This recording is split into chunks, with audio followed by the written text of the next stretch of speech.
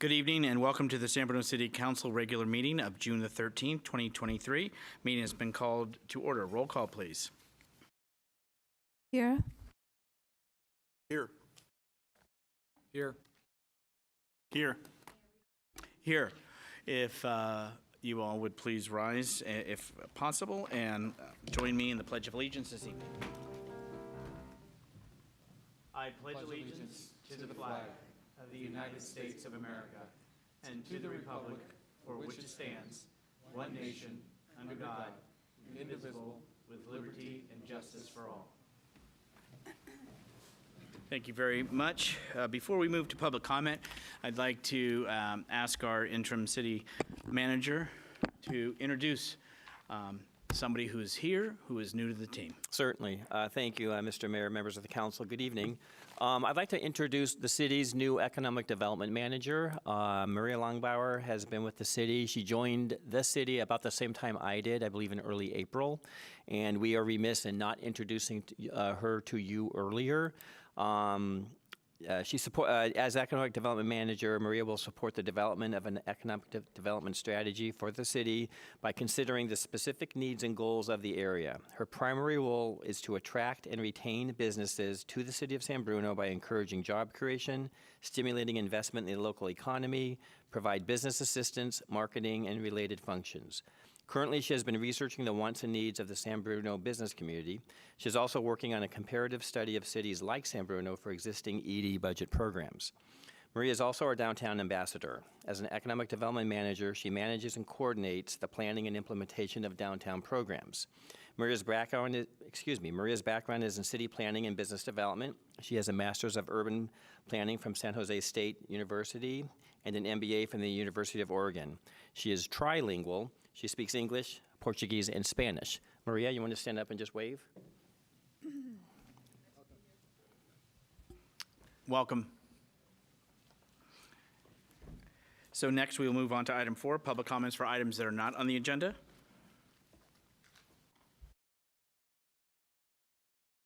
Thank you.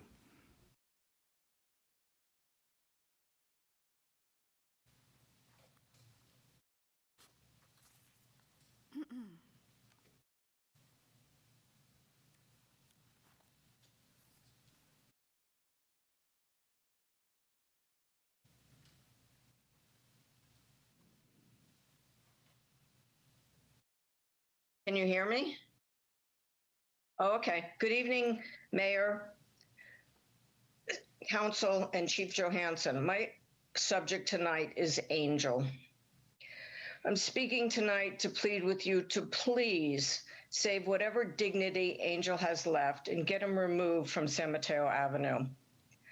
I've personally witnessed him walking around with his private parts hanging out, peeing on planters, pooping in the park next to Citibank, putting his trash in planters, jaywalking.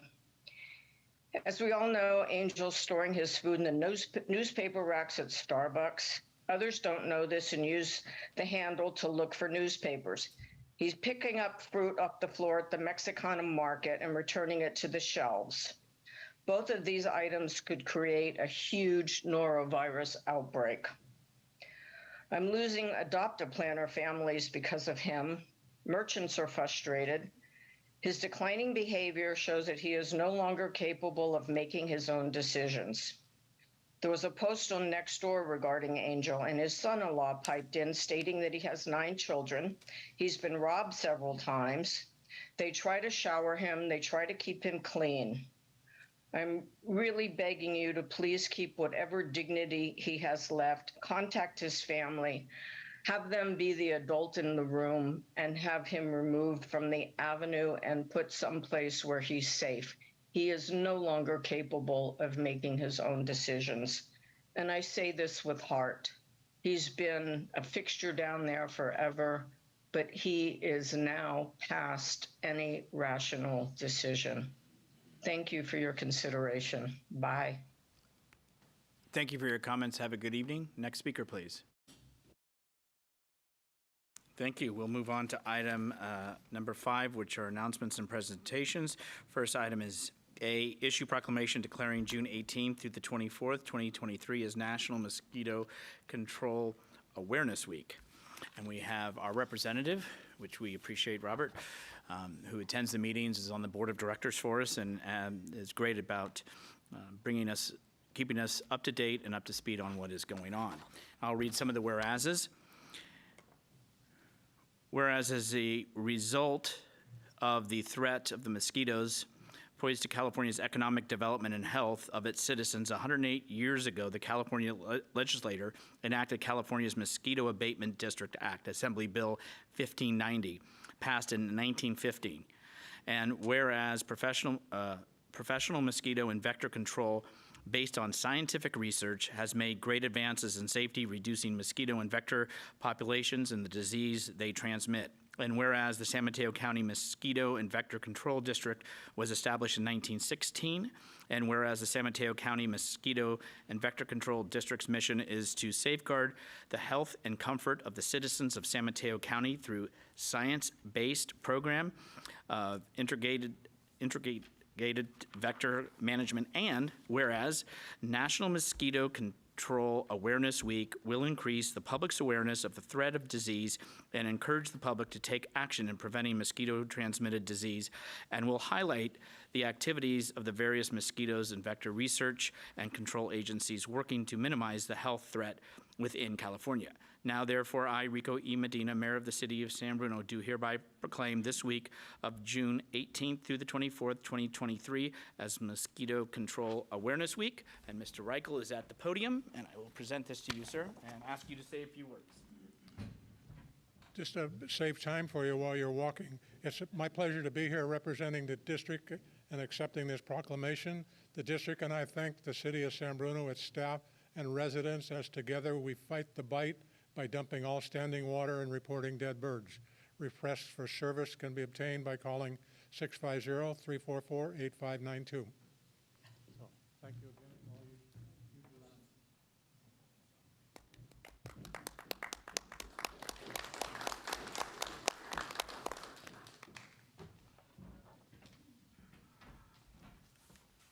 Once again, thank you to you, Robert, for representing San Bruno so well. Next, we're going to issue a proclamation in recognition of Juneteenth as National Freedom Day. And I have my friend and Rhonda, who will be saying some words after this. This is the first time that the city has issued this proclamation as mayor. I'm proud to be the first. Whereas, I'll read some of the whereases, that December slavery in America was formally abolished with the adoption of the 13th Amendment, and whereas in the ensuing decades, Juneteenth features music, barbecues, prayer services, and other activities. As Black people migrated from Texas to other parts of the country, the Juneteenth tradition spread. And whereas the thousands of African Americans who journeyed out of the South and settled in San Francisco Bay Area taught our state that America's struggle for independence did not end in 1776 or 1865, but continues to this day. And whereas on Juneteenth, we recommit ourselves to the work of equity, equality, and justice, and we celebrate the centuries of struggle, courage, and hope that brought us to this time of progress and possibility. That work has been led throughout our history by educators, civil rights advocates, and lawyers, courageous activists and trade unionists, political officials, and everyday Americans who have helped make real the ideals of our founding documents for all.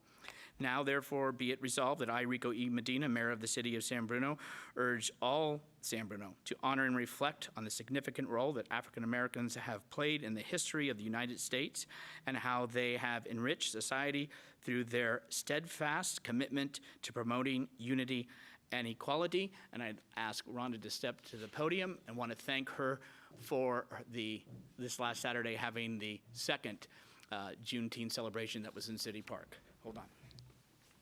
Good evening. I am absolutely thrilled to represent the 1.3% African Americans in San Bruno, but the San Bruno community at large. And on behalf of all of the citizens of San Bruno, the San Bruno Library, the Culture and Arts Commission, I would love to accept this proclamation from the City Council today. I'm a little nervous, which I'm usually never nervous, but I am today just because I'm so excited. I'm always smiling, but my smile is bigger. My heart is just beating so fast because this is one of the reasons why I love San Bruno so much. It's about inclusion. It's about learning the culture, the history of each other. And my opinion is once we do that, then we become better people by embracing one another and our differences to make us a whole. Thank you so much on behalf of everyone in San Bruno, and particularly from the Collins family. Thank you.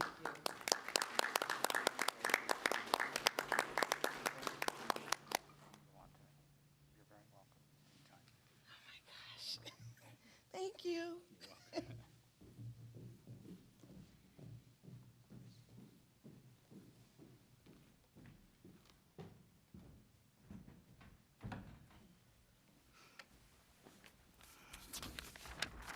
Okay, with that, is there anybody that wishes to speak on the announcements or presentations from the public?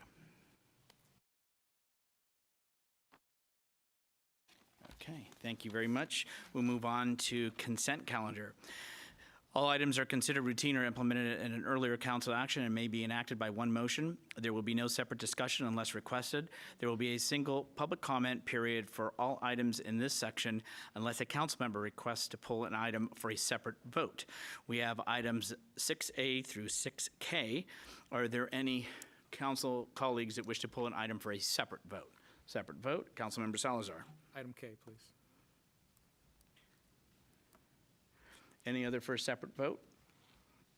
Any items for comment or question? Item J, please.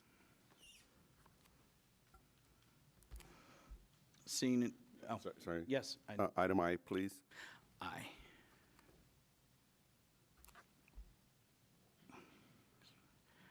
Anything else? Okay. With that, let's go to I first.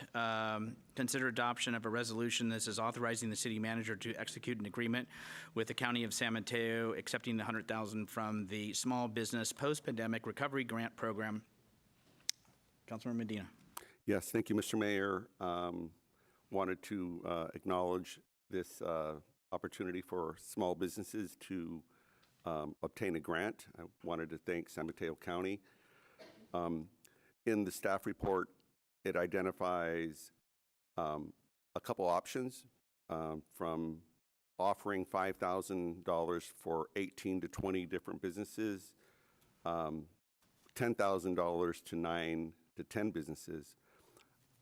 I would suggest that an opportunity to offer on the smaller scale, maybe at $2,500 to provide up to like 38 to 40 businesses, because I know a lot of them need the help. And I think I'd rather have the distribution be across more businesses getting something than only a few getting the larger amounts. So I totally support this program, but I think we should look at a different option. Thank you.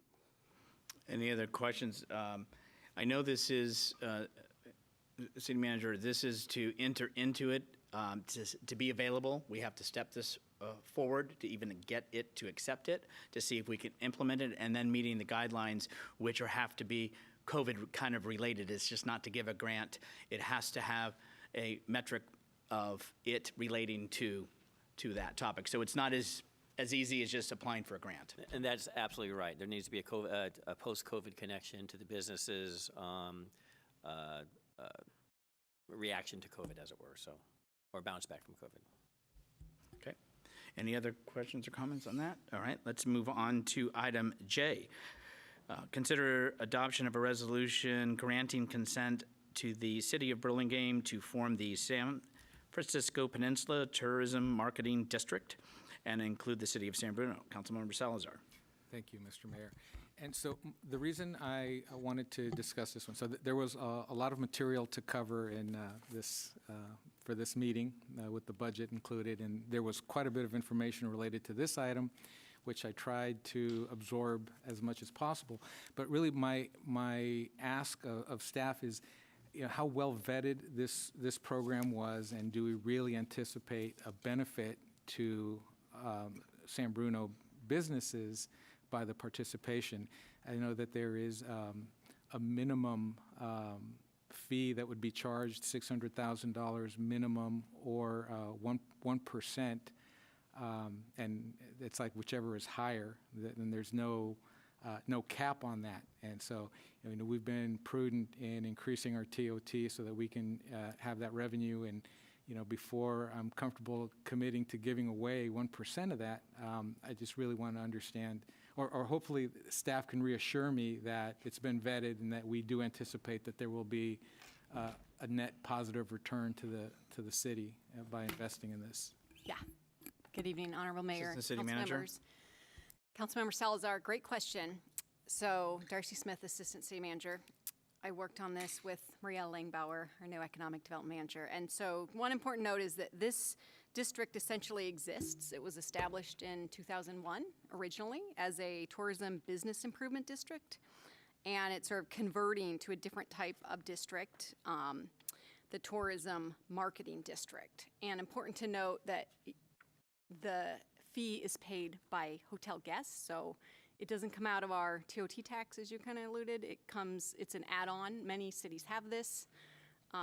It's an add-on that is paid by the guests who visit our city. And also important to note, it has been heavily vetted, as mentioned in the staff report. Burlingame is sort of the manager of this.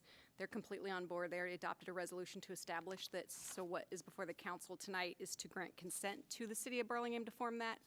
And as you can see in the staff report, there are many, many cities in the county that are doing this. Some are going actually tonight. But this district will really serve the lodging establishments in our city. They were also heavily consulted in this process because, again, it's an existing district and it's just converting the name and the functions a little bit. But they essentially get this tax imposed, and it's 1.5% of the room revenue for lodging businesses with 5,000 square feet or more of dedicated meeting space, so the larger hotels, and then 0.75% for all other lodging businesses. But what they get is a lot of marketing. So if you aren't aware of what the district does, check out their webpage or visit their event pages and listings. But they basically provide both advertising and marketing and also networking opportunities. They do all sorts of events that you might have heard of, like Peninsula Restaurant Week.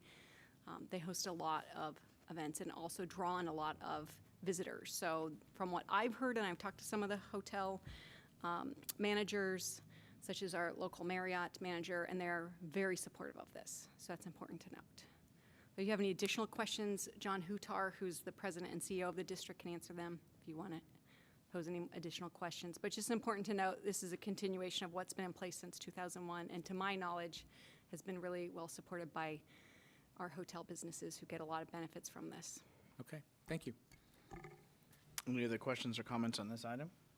Okay, are there any members of the public that wish to speak on consent from items 6A through 6J?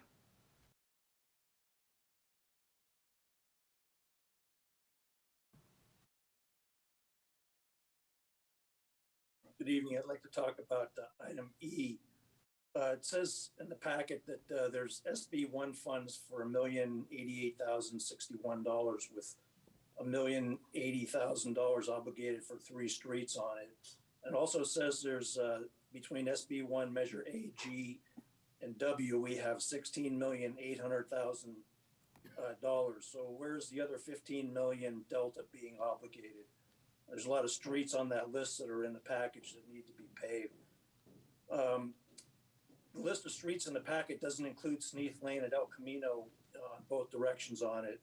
Has anybody driven there recently? I mean, how could this be left off the list? It's one of our busiest streets and it's absolutely atrocious. And my last comment is, when will the El Camino at the 380 off-ramp be repaired? The 49ers had a smoother ride coming across the U.S. in wagons without suspensions. Thank you. Thank you. Next speaker, please.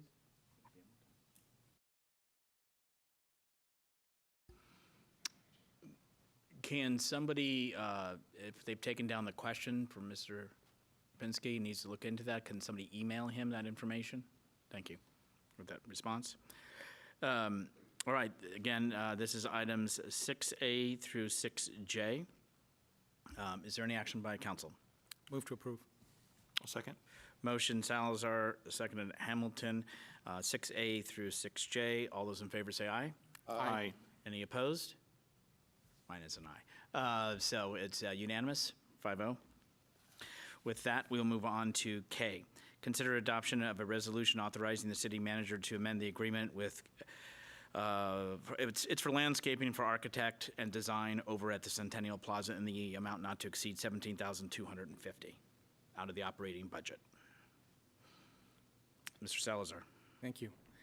And so I think we were all really excited to start this project back when it was first brought before us, and I've seen the cost for the project balloon over time, and we're still in the design phase, and that number has just increased dramatically, which makes me have very little confidence in our ability to even stay within the overall budget when we get to construction, which is where we generally see the really big cost increases.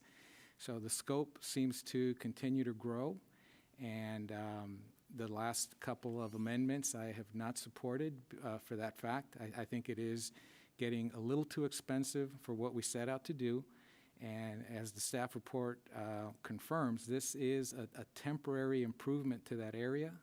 It's always been intended to be programmed otherwise, so I agree that, you know, it would be nice to have something useful there in the interim, but spending $1 million on something that'll eventually get removed, very likely, is, I don't think, a wise use of city funds, especially when we're facing so many other deficiencies at other parks that we could be investing that money in.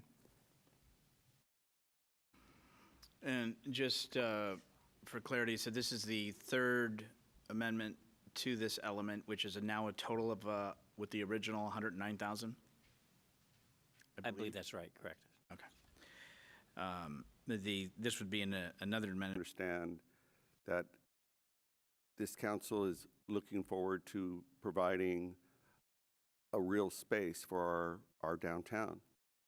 We've cobbled together the funding to pay for it. This $17,250 is for the mitigation for stormwater and also for the design involved for providing better lighting.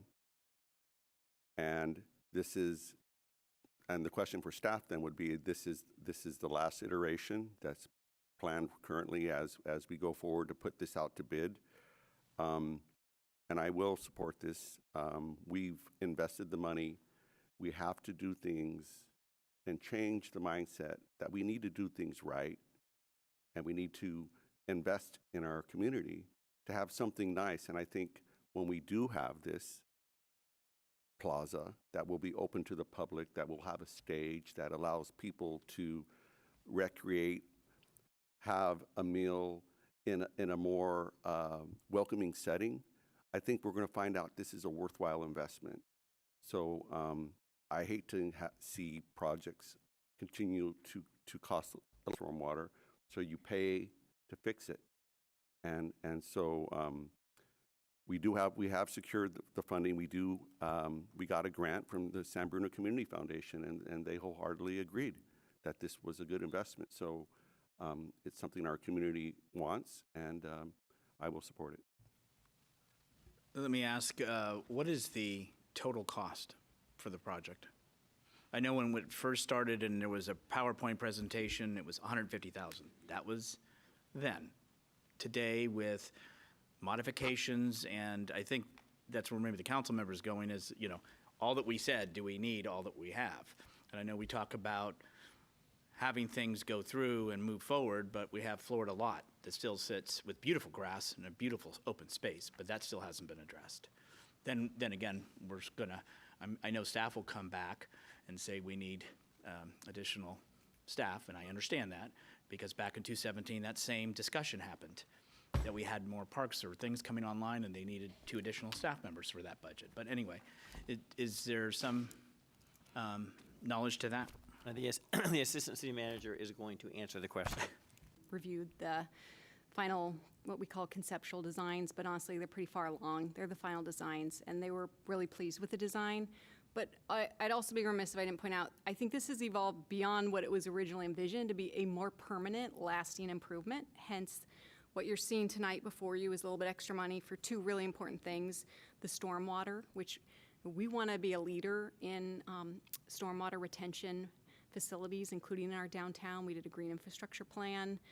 They committed to that, and we see this as a facility where we can do a demonstration project that shows the community and our private owners how we should process stormwater appropriately. And then the lighting, I'll be honest, this really need high levels of lighting. It's a SFPTMD crime deterrent.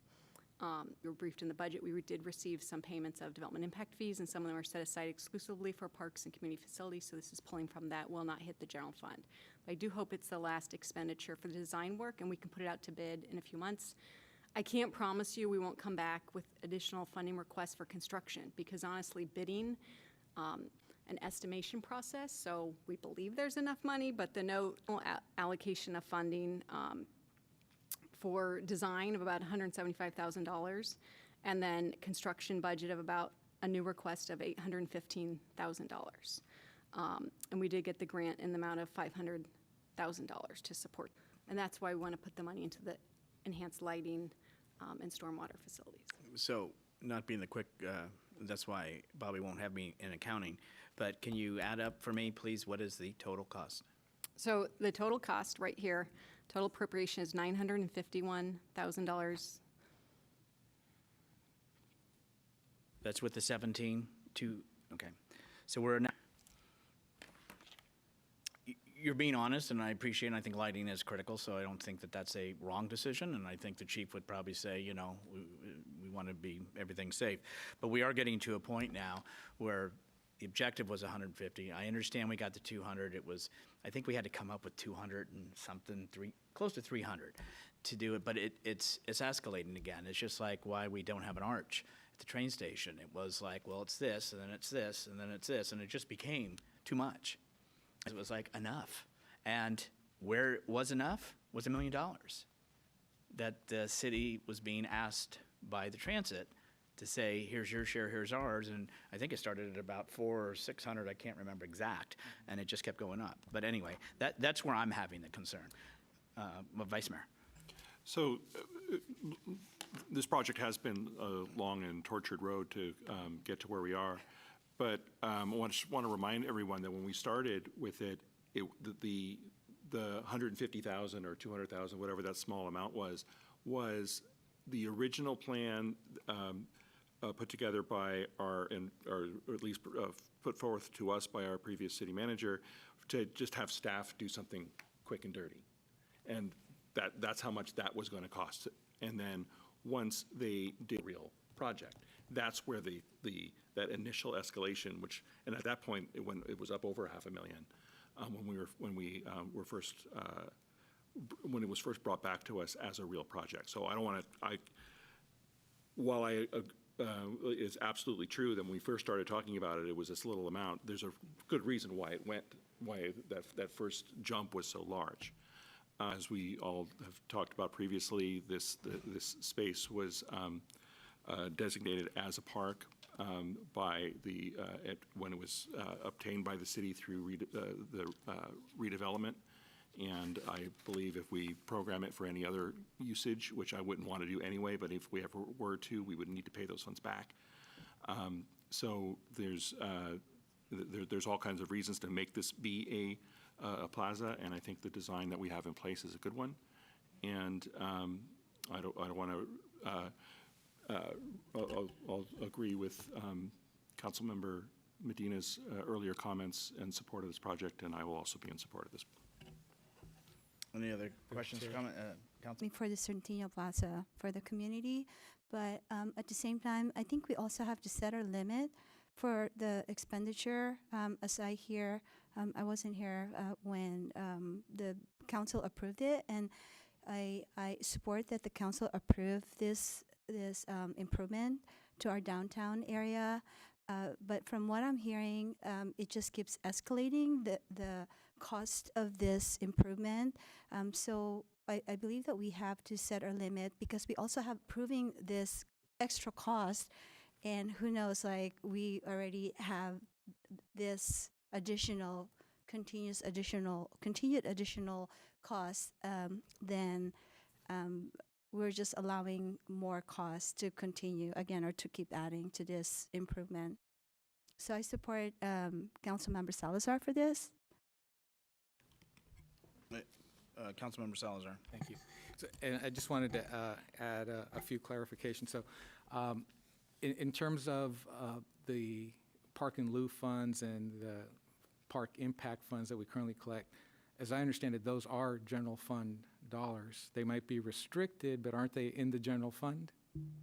No, they're in special funds. They're in special Restricted funds. revenue special funds, as you saw earlier tonight. Okay. Could we use them on other parks? Yes. But as it was mentioned, $500,000 is also from a grant. So that's really critical to note. The city's contributions. Funds that are available to the community for other programs. So that it shouldn't be considered totally free money to the city.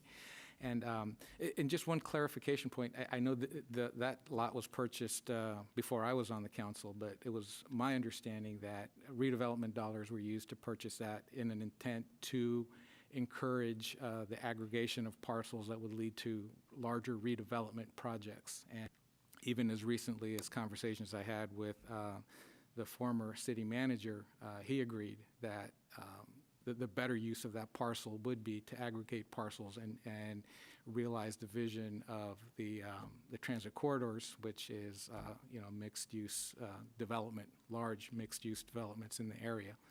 So if staff is going down the direction and if council supports the direction of changing that and saying that that parcel is not going to be anything other than open space now, that is a departure from my understanding of what was originally intended. I never understood that to be the intent. I supported the temporary improvements, but as it started ballooning, I couldn't support it anymore. We're still looking at about a $3 million deficit that we need to make up for the soccer fields, and that is a very real need. So programming the park and lieu funds now for this would take it out of the possibility for that. And honestly, if we're going to have to go back to the community foundation for this, and we have no other way of making up the $3 million for the soccer fields, maybe that would be a better ask that is requesting us to fix. I respectfully disagree, but that's Councilman Salazar's $150,000. $150,000. That enables us with the 17, things could always happen in construction survey. The temporary rope around some shredded bark, trees that are deformed, growing out of those pots with the paintings that have faded so much that the artist doesn't want them there. Our option right now is just to leave it alone. I thought this council wanted to improve our downtown. We have so many needs. This is one step. We have the funding, it's available. It's the wrong thing to all of a sudden for another, the mayor will support this. You talking about this, Medina? There's only one mayor up here. That's what I've heard. So let me ask the interim city manager. I'm having a hard time with this at this moment. We're dealing with our budgets. We're dealing with needs, and we're a no. What does that do? And then can this be taken up next month after the budget? I'm not 100% positive what it does, except it stops the design. And we have a project that is now designed without a bioswale and is now designed without lights. We could go forward without the bioswale and without the lights and build what has been designed thus far. I'm not 100% positive we can pull that off. I think Public Works or Community Services might be able to address this more readily. Can this wait until after the budget? I presume it can. Until next month. I presume it can. I don't know that there's an urgency factor here. It would stop work on the design, which would delay construction by the period of time with which the vote is delayed. I'm not sure if Director Lee is coming up or not, I can't tell. And then with the design, once the design is, whether it's here or it's $17,250 more, then that is how it will look to equate to the $951,000, but no guarantee. Obviously, Correct. things happen. Correct. You know, removing the soil and this and that and contaminants and all of those things. And apparently there's still a foundation under there. I'm sure we all know that, but anyway. Director?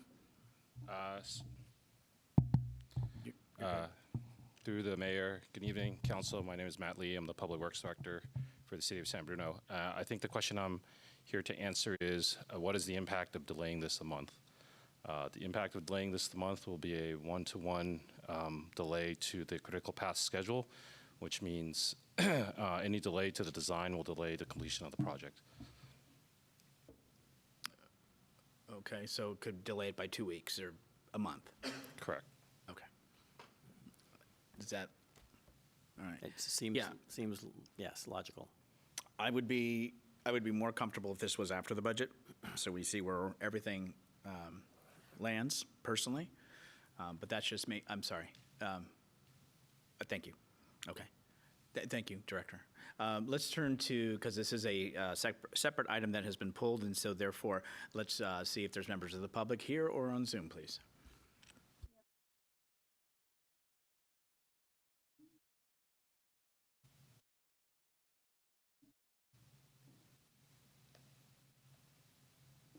Hi, I feel a little cliche. Can you hear me? Years after. Thank you. Hi, council members. I just wanted to call in just because I'm hearing this item tonight and wanted to be clear that as a council member, when this was first brought, it was intended to be more of a temporary fix. But it was clear as the cost increased and as the intent of the council and desire, I think, of the public really shone forth that this cost and this project is more seen as a long-term permanent fix. So I don't think that that's necessarily applicable at this point. There was and has been, I've heard it a number of times, but a comparison to Florida Park, which is estimated to be over I believe $1.5 million at this point.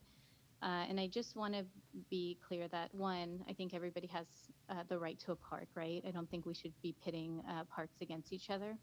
But Centennial Park really has been in progress for over 20 years. It was part of the first streetscape plan. It's part of the second streetscape plan, and neither of them have been initiated. So it's really important that action be taken for this project that has been in wait for over a decade now, which is longer than Florida Park, I believe, has been owned by the city.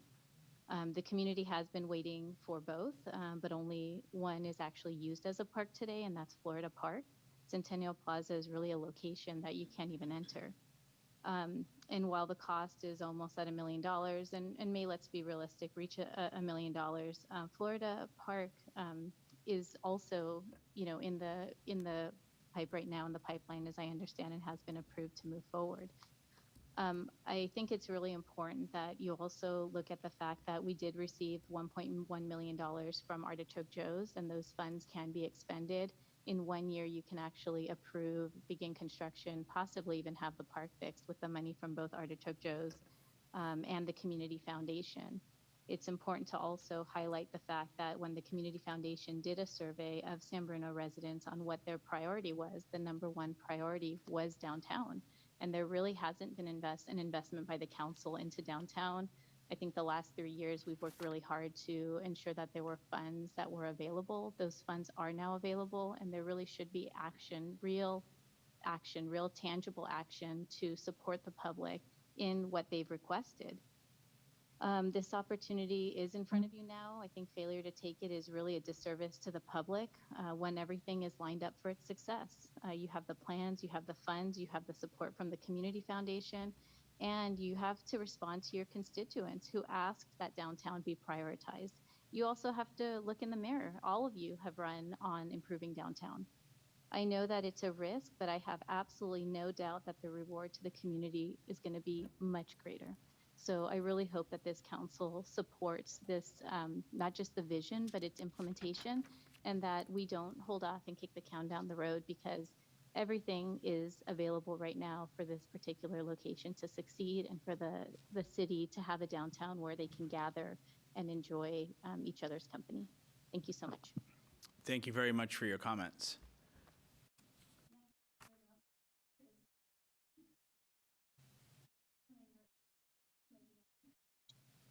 Hi, I want to echo what Linda said, and also it's just so disheartening to hear that this might go down to defeat.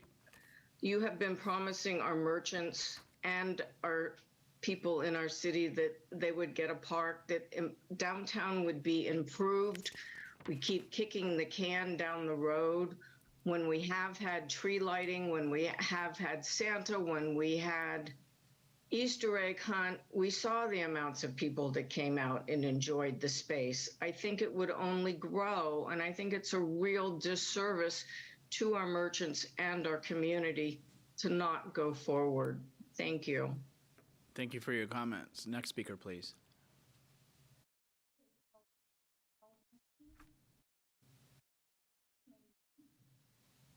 Thank you. I wasn't for this when it first came up, but since we're this far down the road, we've got two choices: either don't do it or do it. It's time to cut bait or a fish, and I think the longer we wait, the more it's going to cost.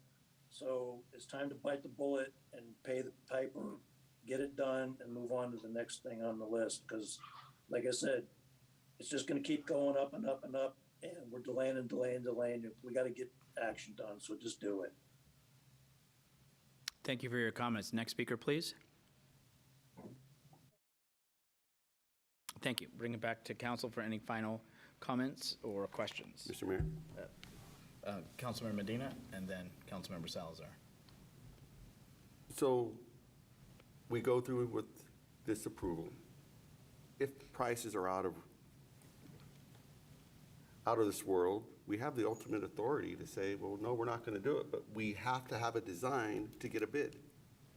We already spent $145,000, Councilman Salazar. 150, okay. 17,250 more. I don't like it. None of us do. But without it, we get nothing. And we're going to be, I find it unbelievable, but it's okay. I respect other people's opinions, and I just don't understand. We're at the 5-yard line, right? And we need to go for it. And this amount of money is not going to change our budget. $17,250 is not going to change our budget. We have the funds.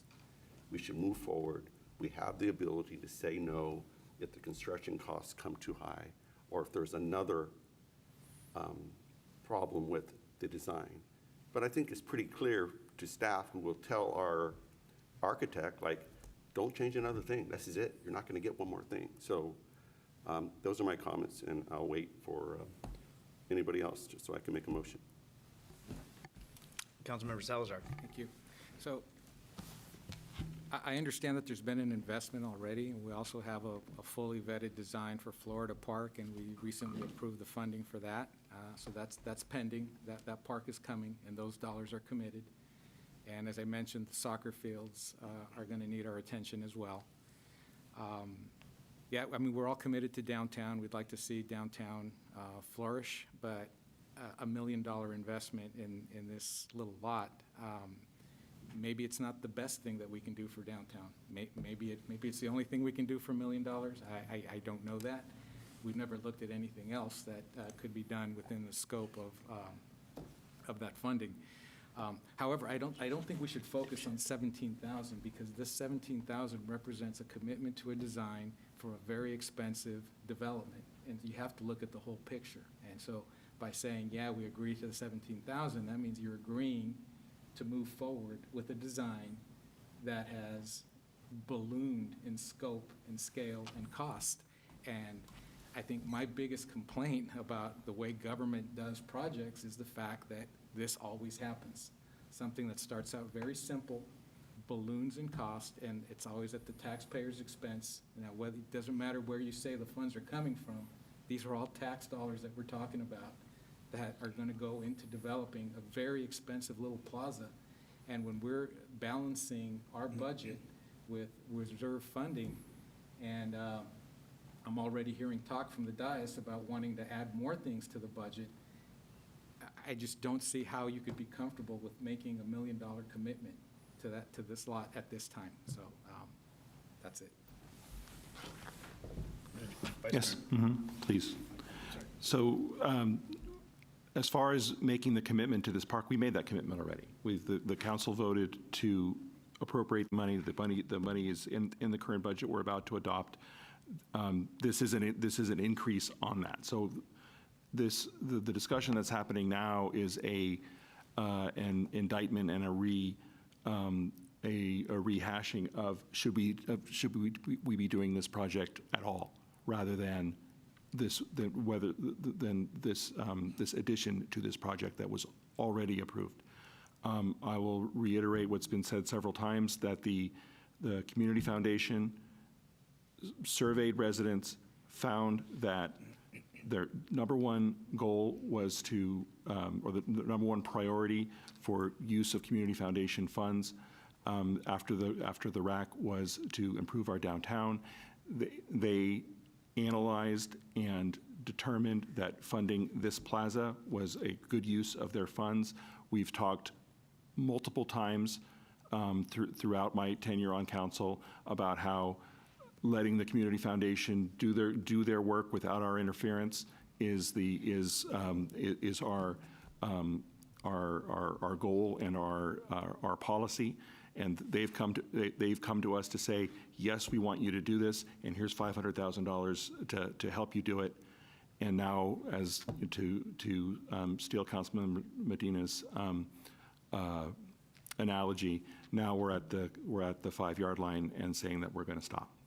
I can't support stopping at this point. It makes no sense. I am going to be voting in favor of item K. Mr. Salazar? Through the chair, just one more clarification. And I just wanted to remind the council that the foundation did not volunteer the money nor include it in their original budget. It wasn't until a majority of the people on this dais insisted that they go back and reprogram that money that it was added to their budget. That was their... Excuse me, through the chair. Vice Mayor, please. As has been discussed many times, the foundation has autonomy to program the money however they like. While we did inform the foundation of this opportunity, it was up to the foundation as to whether to vote yes or no. Nobody directed them. That's a misrepresentation. Okay. I think there's been enough. I'm sorry. Councilmember Medina, I see your light on? Okay, thank you. I see nobody else. If the design, to staff, ACM, design comes back and let's just say it's astronomical, as Councilmember Medina said, can some things be delete this, reduce that? Not the lighting, of course. I know it's important. Yeah. Yes, when Public Works puts projects out to bid, and Director Lee can walk through the process, but there is add alternates.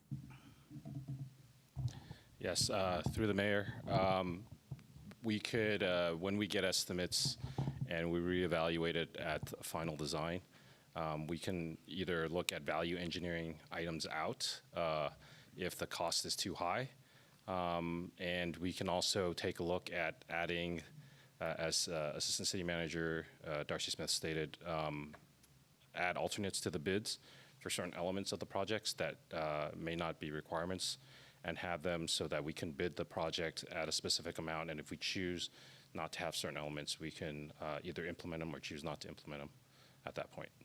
Okay, thank you very much. So thank you for the robust discussion. Obviously, I see a potential divided council and me in the middle, and that's okay. But I will tell you, for me at this time, we have a project that's about complete. The lighting, I think, is important.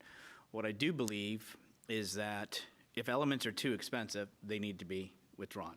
It's always great to say, I want to remodel this, and we all have these great ideas, and then somebody says, and you know what it's going to cost me? And they say, uh-oh, why don't we pull that particular thing out of that kitchen remodel?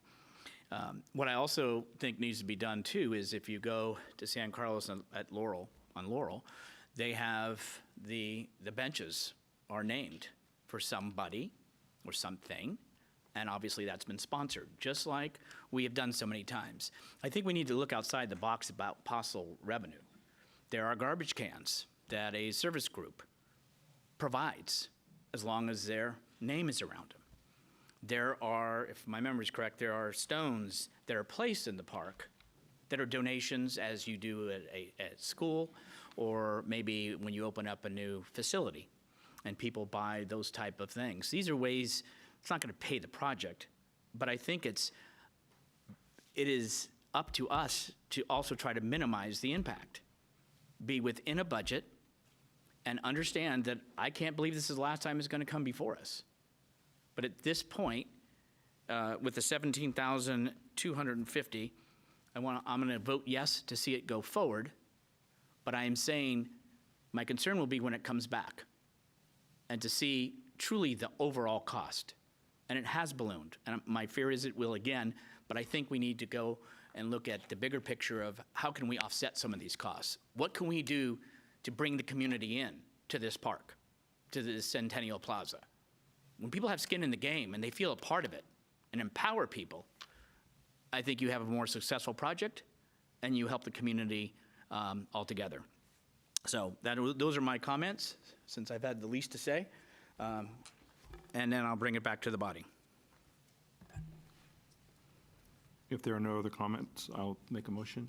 I don't want to speak over anyone if anyone has any more comments. Nope. I'd like to make a motion to approve item 6K. Second. Motion made and seconded, Hamilton, M. Medina. All those in favor say aye. Aye. Opposed? No. It is a 3-2 vote. The ayes are Medina, Hamilton, and the noes are Salazar and Alvarez. And thank you for the robust discussion. And what I appreciate is, thank you, staff, for answering our questions, and thank you to my colleagues for the professionalism and us having a good discussion. And we don't all have to agree, but we are taking care of business on the agenda, so thank you. Next, we'll move on to public hearings. Item A.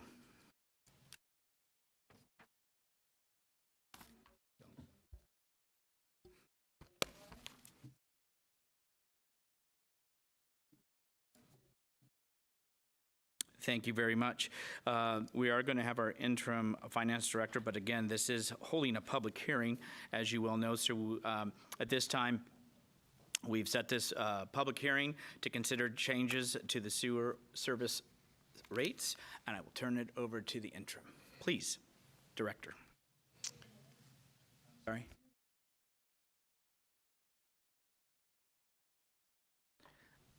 Thank you. Sorry to stop you, Bobby, but yes, so for the record, there is processes within Proposition 218 for the state of California, and what I do want to preface, and then I will turn it over, I promise, is that sometimes we hear very much about the process. Why don't you folks do this? Why don't you put a return envelope? Why don't you?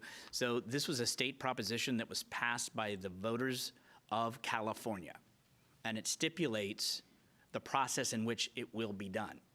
In the past, before it was done, the 5 council members or 7 council members and mayor or whatever could then just take this action without having any notification to those processes. So again, it's not how we're doing it, it's how the state requires us to do it. And with that. Thank you, Mayor Medina, and again, good evening to you and members of the council. I believe we have a presentation. There we go. Okay, so the item before you now is the wastewater rate proposal for fiscal years 23-24 through 27-28. This will be a team event. I'm giving the presentation, but I'm here with the Public Works Director, Matt Lee. We will both be available to answer questions. So on the agenda tonight for this item, we're going to go over the objective, the background, the proposed rate increase. Again, we're using the words proposed and recommended interchangeably, as you heard earlier tonight. And then we'll go over tonight's recommended action and leave ample time for questions. And so the objective is to hold a public hearing, consider the adoption of a resolution approving the proposed increases to the wastewater rates to be effective July 1, 2023. That would be for fiscal years 23-24 through 27-28. And so the proposed sewer rate schedule is 5% annually. The 5% makes up a combination of both operating and capital needs. And so this slide here shows the customer detail, what the rates would actually be. So I'll go through these real quick here. This is the rates for residential, commercial, and industrial. And so we did want to point out that with the sewer rate survey, the city of San Bruno is right in the middle of the neighboring jurisdictions as far as overall rates. And so the arrow there reflects where we are in comparison to some of our peers.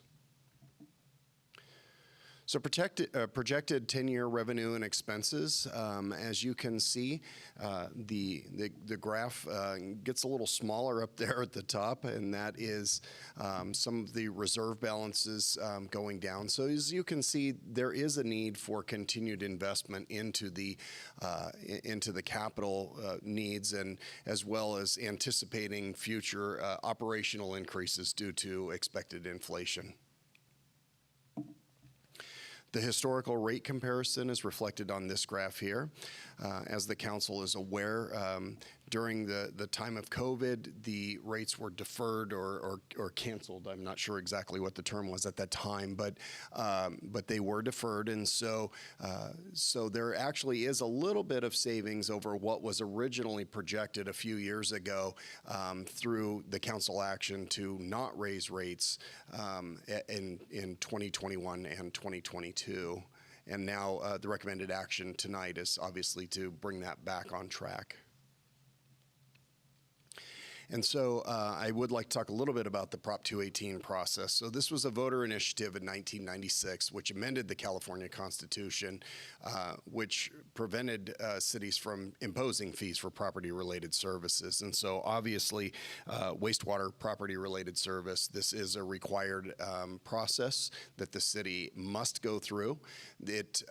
We are required to provide a written notice by mail, which was done. The public hearing has to be at least 45 days after the mailed notice. And at the conclusion of the public hearing, the elected body should consider all responses against the proposed fee. And if the written responses against a proposed fee are presented by a majority of owners of the properties that are subject to any increases to the fee, then the city by law cannot impose the fee. And so off to the right here was the actual notice that we mailed out. That notice went out to the public on April 28th, and the proposed sewer rates would then, if adopted, become effective on July 1st, 2023, and then the increases would happen every July 1st through 2027. And so the recommended action tonight is to hold a public hearing, consider adoption of a resolution approving the proposed increases to wastewater rates for fiscal years 23-24 through 27-28. And with that, I will turn it back to the council for any questions. Thank you for the report. At this time, we're going to have any public testimony. So now is the time for the public, whether here here at this meeting or via Zoom. All persons may testify for or against the proposed sewer rates.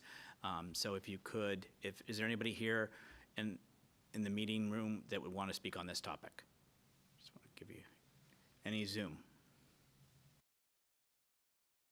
Okay. With that, We'll consider that closed, and I'm going to ask, with none of that, and there are no comments, this will be the final opportunity for owners of property upon which the sewer service rates are imposed to submit a written protest and have it counted in determining the existence of a possible majority protest. Are there any final? No? All right, with that, we're going to go ahead and close the public hearing. Can I have a motion and a second?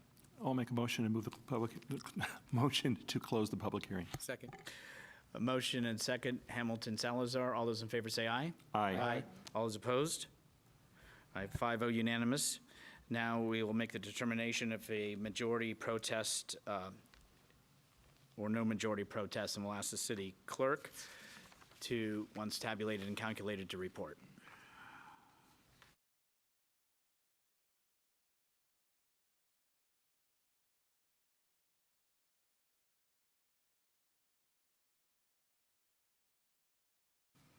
Thank you. With that, we'll bring it to council for questions or comments. Councilmember Salazar. Thank you, Mr. Mayor. So that number seems low considering what we normally get. I think we normally see a few hundred responses. So with the number being that low, did we do anything different with our outreach this time around? Thank you, Councilperson Salazar. No, we did not do anything different. This follows the state prescribed process. We sent the notice in accordance with the law and to all affected property owners. Okay, thank you. And my concern really is more about making sure that the public is informed that it's coming before we take the action. So thank you for that. Councilman Medina. Yeah, thank you. And 11 is really nothing compared to, I think it's easily in the hundreds, which is a surprise. And maybe people aren't paying as much attention, but regardless, we're facing a very important thing to be able to do is to increase the rates so that we can continue operating our system and rebuild our system. Rebuild our system in this is sewer tonight that we're dealing with. We'll deal with water in 6 months. But with the city that's over 100 years old in some portions of town, it's requiring a complete rebuild. There are, I believe, we're finishing up the third of the water and sewer infrastructure improvements in residences. Those residents that have experienced it, it's a bumpy ride. It gets dirty, it gets noisy, but now they have brand new services, they have brand new water mains, they have brand new sewers, and they get brand new pavement. I have struggled with this decision. I have not voted in favor of a sewer and water rate increase. I believe that in the past they were too high. And I believe I've been justified in that belief because for the last 2 years, we haven't increased our water or sewer rates. While we're experiencing very high inflation, this city council or the previous city council voted to suspend the water and sewer rates. And one of the reasons why we did that was we were trying to find a way to balance out our stormwater enterprise fund. We all know that at that time we were at a $600,000 deficit, operating deficit on our stormwater because we haven't been able to raise the rates that each property owner pays. It's around $46.17 if I remember.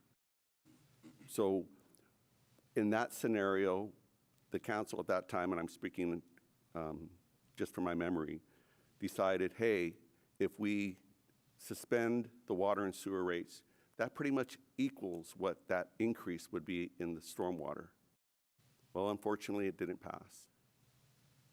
And then in this last December, our city manager proposed again, not to increase water and sewer rates. And while I was sitting here at this dais, it's hard to voice opposition to not raising rates. But at the time, it seemed like the right thing to do because we have a lot of money in our sewer and our water enterprise funds. I believe, and I'd have to look at my notes, but I didn't think I was going to go first, so I didn't get totally prepared to say what I was going to say. But I believe it's in the $40 million range. If staff could correct me, that's fine. But the whole point is you build up your reserves so that you can get a project together, and it generally takes at least 2 years to do a larger neighborhood replacing water and sewer, coming together with the design and then going out to bid and then doing the construction.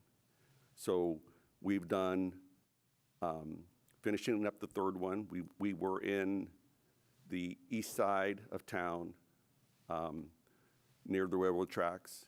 Then we went further south to the heart of where the heart in San Bruno is. In full disclosure, that was in my neighborhood, which is one of the oldest in town. And then this last round of improvements is east or west of downtown, from Canes to Sylvan to El Camino and San Mateo Avenue. I believe the sewer's in, the water's been tested, they're putting in the curbs, they're fixing sidewalks, and hopefully soon they'll be able to make the connections and have everybody on brand new water and sewer service. And I believe the sewer service is already connected. So here we are. We're going to raise our water rates. And if you looked at our sewer rates, I'm sorry, correct. And as we've shown in one of the graphs, and we can pull that back up, or where we stand right now with we're in the middle. And when I first got on the council, I think we were third from the top. And we were forced to expedite the delivery of sewer overflows, to prevent sewer overflows. So we had to increase our rates so much, 10% per year for 5 years, and another 5% for 5 years to get where we're at today. And there's still a lot of work to get done. So I've spoken for a long time. I do want to hear my other colleagues' comments on this. And if, Mr. Mayor, if it's okay, I'll go ahead and allow that to happen for now. Thank you. Other colleagues? Councilmember Salazar. It sounds like Councilmember Medina may be supporting this for the first time ever. So I agree that with— That might be a stretch. Okay, just wondering. And so, yeah, I also take these rate increases very seriously. When the 10% increases were first proposed way back when, I voted against those. I felt that it was ratcheting it up way too fast, but it was required, and I think the results do speak for themselves. We've really turned a corner in getting our infrastructure where it needs to be, and it's something I've always advocated for, and we still have a long way to go, not just with these enterprises, but just across the board. My question or request, and it's something I've mentioned before, is that we currently offer a 25% discount to low-income residents. And I have a concern that as our rates increase, and they increase by these large percentages, even at 5%, they are above typical CPI. And so they tend to get ahead of inflation for most part, but not all fixed income residents have that same luxury. So, and while the 25% does gradually grow with the rates, I'm wondering if a 25% break is adequate to allow people to still comfortably make those payments on a fixed income. I know other utilities across the state have tiered discounts that they use based on income. And our very rigid 25% has been stagnant, and so I'm wondering if there's an opportunity for us to look at that, understand what what that benefit really is, and to see if there's an opportunity for us to maybe more aggressively discount those rates for people that are in need. Other comments at this time? What? Hold. I didn't know if there was an answer What were you gonna say?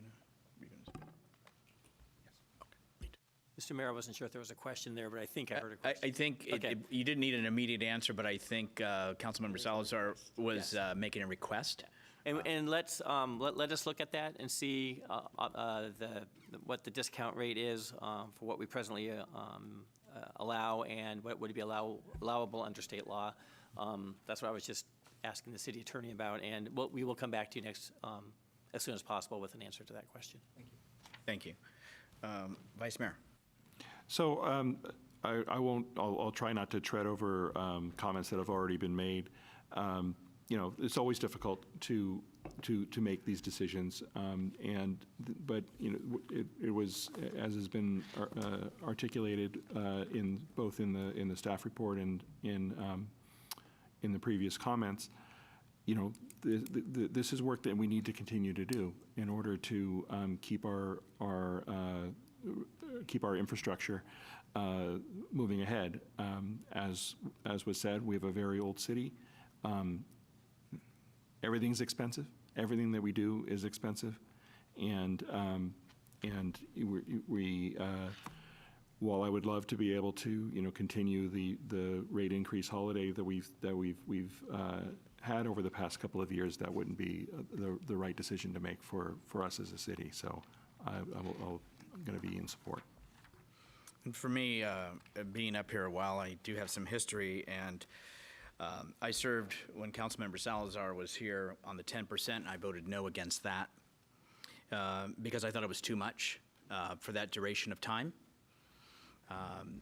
The last one in 2017, Councilmember Medina and I were on the council. The other three at that moment were not. If I remember correctly, Councilmember Medina, you were on the ad hoc committee with O'Connell, and they had looked at 6, 7, 8%. You and I and Vice Mayor Councilmember O'Connell came back with a recommendation of 5% for 5 years, and then you voted against it. So, but that was your recommendation along that. That's the history that I know, and I do know that I voted against it as well. And my concern was, again, that it is the maximum. So what I think needs to be implied is that the council can approve, but it cannot go beyond 5%. Can a council come back and say suspend? Can a council come back and say 3 or 4? Yes, it may not at any time go beyond what has been approved before here in public. So for me, the other thing too is my vote last time from the beginning, I didn't have any recommendation or anything, was I just thought it was too much for that 5-year period. I mean, our budgets are done annually, or we once did biannual, and then we went back to annual because of the recessions and stuff like that. So I think that's something that's fortunate. I can tell you from history, and I wasn't on the council, but the year 2000 was the last time there was not a rate increase. 2000, to my knowledge and from what I've seen. So for us to be able to, as a council then, to be able to suspend for a couple of years, I hope that that gave the community time during a post-COVID and COVID time, because everything was daunting and challenging. So I will be supporting this, but I also wanted to give a little bit of history that this will be my first time supporting a, I can safely say it, I think it's your first time if you do vote in favor for Councilmember Medina, but for me this will be because of what I have described in my statement. So with that, I will tell council this does require a 4/5 vote in order for this to pass. If it does not, if it receives a majority, that will not qualify for it to be approved. So with that, Chair, Mayor? yes, Sorry. Councilmember Alvarez. I am also in support of the increase rate. I think it's appropriate, but I was just wondering if there's any way that we can relate to the community that their tax dollar is putting into this specific capital improvement, sort of like what Councilmember Marty Medina relate to us with regards to what improvements, what part of the city were improved in terms of our capital improvements with the pipelines that were being replaced. So maybe like post it on our website, or we have a city manager newsletter so that they're informed. Thank you. Thank you. Any other, Councilmember Medina? Thank you, Mr. Mayor. So I checked my notes. Currently, there is, sorry, I had to scroll down, $45 million in our sewer enterprise. But as the previous chart showed, that we'll be spending, I think, projected 23 million. And I had a meeting today with our Matthew Lee, our Director of Public Works, and with our city manager to express my concerns. And there were three primary concerns I had about this rate increase of 5%. I know it has to go up, but I was concerned, like, is 5% the right number? Being that, one, the amount of work that has shifted from year to year that for one reason or another doesn't get completed. And so we have this fund balance that every year it rolls over, and I think it's around $15 million a year at least. And so my concern as a former public works inspector is, how are we going to get that amount of work done? Because we haven't achieved that rate of production. So our Director Lee was able to guide me through that, of the additional staff that are coming on board, and explaining how sometimes the work doesn't hit the books at this point, that it will hit for the next quarter or the next fiscal year. So that made me feel a little bit better. My other concern was the return, that the money that is in our fund balance, how it's on the low end. For example, out of the $43 million in that proposed budget, the interest is $100,000, which is around 2.2%. And so it's going to be full disclosure here. I was assured that staff is going to look into that, and that there is a Wells Fargo account that allows the city to obtain a 4% return. Now, the city paid for this 5-year study of our rates from Bartles and Wells, and in there, the assumption was a 2% rate of return. So my question to staff was, well, if we get a higher rate of return on that money at 4%, and it was projected at 2%, should we not need to raise the rates 5%? We're talking about a $40 million amount that gets 4% compared to raising your rates 5%, which is around, and I apologize, I thought I had this on this other sheet, but basically having staff re-examine that if we were to take the money that we're going to be, and my understanding is it was starting, if not today, but very, very soon, that we're going to get that 4% return. So if we're able to do that, then we're not going to need as much of a rate increase, but we're facing this rate increase tonight. The last thing that I asked about was, everyone who's watching tonight, when you get your water and your sewer bill, you open it up, there's a fee, a charge for the amount of water you use. There's also a fee for just being connected to the system, right? So the amount of water in the water sewer, you get charged. And whether you use 5 gallons, 5,000 gallons, you'll be charged the same amount for your connection fee, for being hooked up to the system. That is what is supposed to be helping pay for the upgrade of our infrastructure. So my question to staff was, well, what happens when somebody decides to let their downtown storefront stay vacant? They don't have a water bill. They don't have a sewer bill. But if I were to leave my house for 2 months and go on vacation and not use a drop, I would still be charged the sewer fee. I would still be charged the water fee. How is that not fair? Staff said they're going to look into it. So I would like to see the final numbers come out, to see what, allowing staff to do their homework to figure out what that reevaluation of the return on the money, so that the rates don't have to be 5%, maybe it's 3.6. But right now, nobody can tell me what that is. So my question then is, does this action have to happen tonight?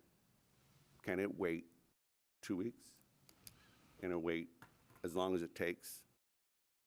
And then I could be convinced that I could support this, that we're looking at every possible way that we could reduce the cost and make it really fair for everyone that has a service connection at their property, that they're all contributing to improving the system. I know that's, I think sometimes it's like looking back, right? And that's how we were able to suspend. We're talking about maybe 1%, maybe. But also I do know we can't predict costs for supplies, shipment. So that's the unpredictable too. So I see that you look to the future and say, okay, let's look at this last year, and do we still need to maintain the 5, in which the council has the right to say, okay, not 5, but 4. But I think right now it's a lot of unknowns, rates, costs. As we know, I was just asked, gosh, please don't stop the design because everything is going to cost more. So things do cost, and it is the shipping and whatever is unpredictable at this point. But anyway, I see the assistant city manager. Sure. I'm the interim city manager. Didn't mean to demote. I'm sorry. I'm totally joking. A little levity never hurts. Let me just clarify some points for Councilmember Medina. He is right with his numbers. We're starting the beginning of the year with a $45 million fund balance, but we're going to draw that down by about $35 million this year. So we're not going to have that $40 million base to rely on for the interest income question. So I think that's important to note. And I think it was Mayor Medina who made the comment about, you save for that rainy day, it's now going to start raining because we're going to draw down a bunch of money. So having this money ready and available is smart. So good for the council, we did a good thing. The second question is, I would be very curious around the sewer connection fees, how many of those are actually turned off at any given time? I mean, we're talking about 10, 100, 1,000, and I just don't know. But that is something that staff, we can look into and find out and get some better information. And there's probably more of a fairness issue to that than there is probably a rate impact issue. And I just want to make sure we're clear on those two issues. I really apologize. You had a third point, and I think I just lost it. I'll stop there. Anyway, I just wanted to shed some light more on the information Councilmember Medina provided. Thank you. Any other comments, questions, or action? This is a yes, Councilmember Medina. I think maybe our city manager may have not answered, does this have to happen tonight? There was a third question. It really should happen tonight because these rates go into effect July 1st, and we need some time to program the system to be able to start charging these kinds of rates. So that would be a very important for us. Delaying this, I don't even know how conceptually you could continue the public hearing to June 27th. And keep in mind, June 27th, you also have the big lift from a few other things going on that night, so you may have a capacity issue on the agenda. But I think technically you can continue the item. My concern is we may not have good answers for you in 2 weeks. The answers that that maybe the council is seeking. All right, Mr. Mayor, so a couple weeks isn't going to stop the need. Okay, so understanding that and knowing a year from now, we could have all the data, we could have additional residences connected to our system, and we could decide at that point that we can go to a lower amount. So I'm ready for the vote. Well, then how about a motion? If you're so inclined. Okay, thank you, Vice I'll Mayor. make a motion to approve the item as read by the clerk. Second. Motion by Hamilton, seconded by Salazar. This is resolution do you want a roll call or voice is okay? All right. All those in favor of this, please say aye. Aye. Any opposed? Any abstentions? I hear a unanimous 5-0 vote. That concludes this topic, item A. Now we'll move on to item B, please.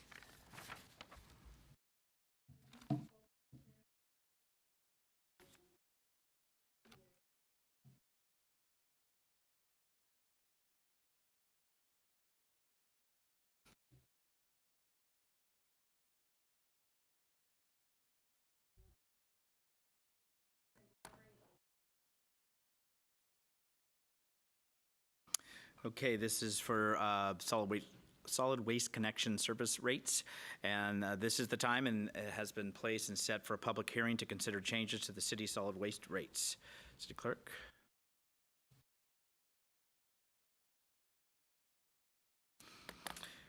Okay, at this time, does staff have a report on the proposed rates?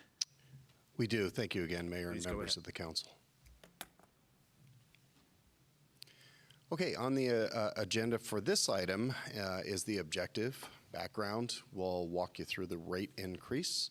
There is an agreement amendment, which I know Director Lee would like to speak to briefly, and then tonight's recommended action, and we will leave ample time for questions on this item as well.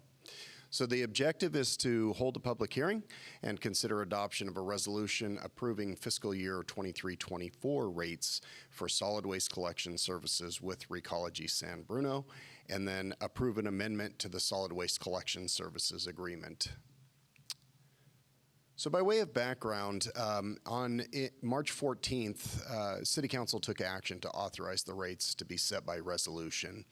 And on April 11th, City Council directed staff to provide a 45-day notice about the proposed rates. And 6 days later, staff sent out the notices similar to the process you just heard. It was sent to all affected residents. We did not make any changes. We are in full compliance with the law. So the franchise agreement. So the council approved the new franchise agreement in September 2022, which became effective on January 1st of this year. The agreement sets the amount for the annual scheduled rate increases for January 1st of this year, July 1st of this year, and July 1st of next year. And so the rate increase. So this chart I recognize is a little busy here, but what we wanted to demonstrate is that historically, about every 3 years or so, you see a little bit of a market correction, and we true up the rates as to what we believed was appropriate. And then the rates in I apologize. I know it's a little difficult to read here in 2022, right? According to the agreement, as the council heard previously, there was a significant inflationary event that year, and the way that the contract read, Recology submitted a 29% increase per the previous franchise agreement, and none of us felt like that was an appropriate recommendation to make, and so that was deferred at that time. And then you can see past that, there are some rate increases that are proposed to take effect, the 6% for this year, and then some additional activities that Recology will be taking on, such as street sweeping and catch basin waste removal, as well as taking on the customer billing. And so that's why you see that line all the way off to the right there. So this chart shows the proposed residential and commercial garbage rates for the various types. As you can see, once again, the residential rate for a 32-gallon cart, City of San Bruno is pretty much right in the middle of where we're at with some of our peer cities. And with respect to the agreement amendment, I know Director Lee worked on this, and he would like to address the council briefly on this item. Good evening again, Council. Matt Lee, Public Works Director. So a little bit about the amendment agreement itself. The new franchise agreement, as we negotiated back at the end of last year, had a street sweeping catch basin removal component to it, in which we were looking at working with Recology, the solid waste collector, to perform that effort for us. As we went through the analysis, we looked at it, and it seemed that it would be better for the city to continue to provide those services. However, what the city did was they looked at apportioning a percentage of the cost of the street sweeping and catch basin efforts, catch basin waste removal efforts, due to trash that may have fallen out of the trash collection process. And so that would offset the current operating expenditures for street sweeping and trash capture device cleanings. There was a cost allocation study that was done, which I believe is in the staff report, and it was prepared, and it calculated that cost, that apportioned cost, to offset the shortfalls in the stormwater fund was approximately $800,000 for both those functions. And I'll turn it back to Director McGee. Okay, and so as the council heard in the last presentation, the Prop 218 process was absolutely identical for this item as well. Written notice was provided by mail. 45 days after the mailed notice, we're requesting the public hearing. At the public hearing, the council should consider all responses against the proposed fee, and if there is a majority of owners that are subject to the fee, then the city would not be able to impose the fee. So all the way up to the right, this is the actual notice that was mailed with respect to this item. The franchise agreement requires the rate increase on July 1st, 2023 for the solid waste collection services, and the city mailed out the notice of the public hearing on the rates on April 17th, 2023. So tonight's recommended action: to hold a public hearing and consider adoption of a resolution approving the fiscal year 23-24 rates for solid waste collection services with Recology San Bruno, and also to approve an amendment to the agreement for solid waste collection services between the City of San Bruno and Recology San Bruno to incorporate a street sweeping and catch basin collection fee. And so with that, I will turn it back to the council. Director Lee and I are available for any questions. Thank you very much. Thank you for the report.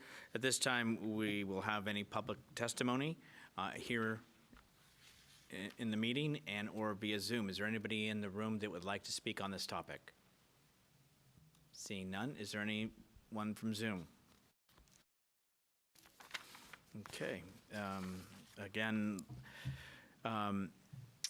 this is a final opportunity for any homeowners of property upon which the solid waste rates are imposed to submit a written protest and have it counted in determination of the existence of a majority protest. This is a final opportunity from anyone here or at home.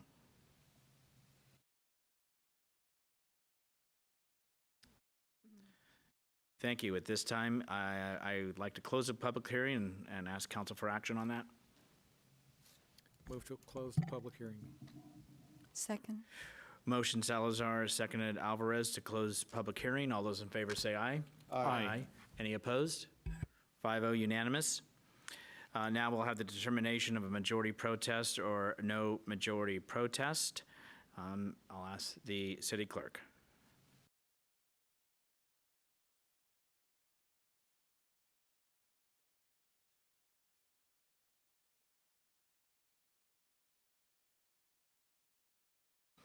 Thank you very much. With that, in the absence of majority, we will move forward on further discussion and any questions from council at this time, or statements or comments. Vice Mayor? So one of the most critical pieces of this for me, looking at the rate increase and all of it is, and it was outlined very, very well by Director Lee, thank you, is the additional component of the street sweeping and catch basin waste removal that represents the lion's share of the increase starting on July 1. 6.35% out of the total of 9.58%. This is a critical change that we need to make. As those paying attention know, our stormwater enterprise is severely underfunded. It's operating on rates that were set in 1994, and an effort to increase those rates failed in a property owner election in 2021. And we've been having to prop up the stormwater enterprise from the general fund. What this allows us to do is move street sweeping and catch basin waste removal costs out of that enterprise and incorporate those into the solid waste collection rates, which has bought us some time, a significant amount of time on our stormwater enterprise. We're still going to need to address that, but it's not as critical to address immediately now. That's a driving factor for me in being able to support this. So I just wanted to kind of underscore that for those listening. Thank you. Thank you. Any other questions, comments? Councilmember Medina? Yes, thanks. But it all comes back to what we need to do in order to fulfill contract obligations and keep our streets and the storm drains that collect everything. How do we keep them clean? Right, is I think we have around a $650,000 operational deficit in our stormwater system. That's to pay for the services with staff and our equipment to keep our streets clean and to do the cleaning. There is no money left over to fix the storm drain pipes that we're experiencing every year, that some of them are failing. And when they failed in the last big storm, they were significant. And now we're seeing every year there's one on San Bruno Avenue into Crestmore Canyon. Then it was one on Crystal Springs that went across to the county park. And then we had one up on Sneath. They're going to keep on going. And we don't have a means to pay to repair those, and also to find ways to upgrade our system so we don't have as much flooding that we have experienced. Mechanism that we could go ahead, have our streets cleaned, our storm drains cleaned, and be able to utilize the general fund money to put it in the other areas that we all want. And we're going through budget right now. This is a lot of information, but I just wanted to provide that clarification point. Thank you. Any other questions or comments? Is there any action by the body? All those in favor say aye. Aye. Are those opposed? 5-0, unanimous vote. With that, we will move on to the next item, which is item C, please.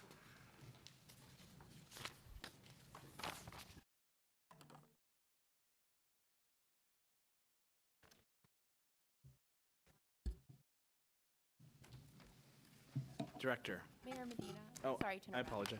On the last item, there were two resolutions. Oh. There was one on the rate increase and then a second one approving the amendment. I wasn't clear if your motion was to approve both resolutions or just one. Thank you very much. Is that, I will clarify that the motion was for both. Thank you. is the seconder? That is concurred from the motion and the seconder. Is there anyone that wishes to change their vote other than what it was, which was 5-0 for both resolutions? Seeing and hearing none, does that meet? City Clerk, are you okay? Okay, as long as you two are happy, then I'm good. Which brings us to our director. We've been looking forward to hearing from you tonight. Yes, I had to wait till almost the end. Well, but not quite the end, so Not we quite. would never make you go last. I appreciate that. Mr. Mayor, members of the City Council, I'm Peter Gilly. I'm the Community and Economic Development Director, and I'm here to present the master fee schedule, which I've been happy to assist the Finance Department with. The presentation will go through the normal items, the objective, the background, the actual update itself, the recommended action, and then time for questions. The objective for tonight is to hold a public hearing and consider adoption of a resolution to approve the master fee schedule for fiscal year 23-24. Going into the background for the master fee schedule, and actually before I go into that, seeing that the prior two items were about rates, want to make it very clear, the master fee schedule is about application fees, is about recreation fees. They aren't about rates. So they're a completely different category. Okay, so for background, City Council has had a priority focus area on the issue of fiscal stability, and June 22nd of 2021, Council adopted both a user fee cost recovery policy and a new user fee schedule based on a comprehensive study by the Wildan firm. That study was the first comprehensive analysis of our user fee since 2005. And the result of those policies gave clear direction to staff for what council, how council wants to see user fees updated and how the item such as this one is to be prepared. And there are, in general, three parts to understanding our fee schedule. The first is the topic of cost recovery. The council policy is to generally have most of the fees at near to full cost recovery, basically have the person applying for the work paying a fee that is nearly as equivalent to the cost of the city of providing that service. But there were certain fees that the council determined eligible for less than cost recovery, and we'll show an example of that shortly.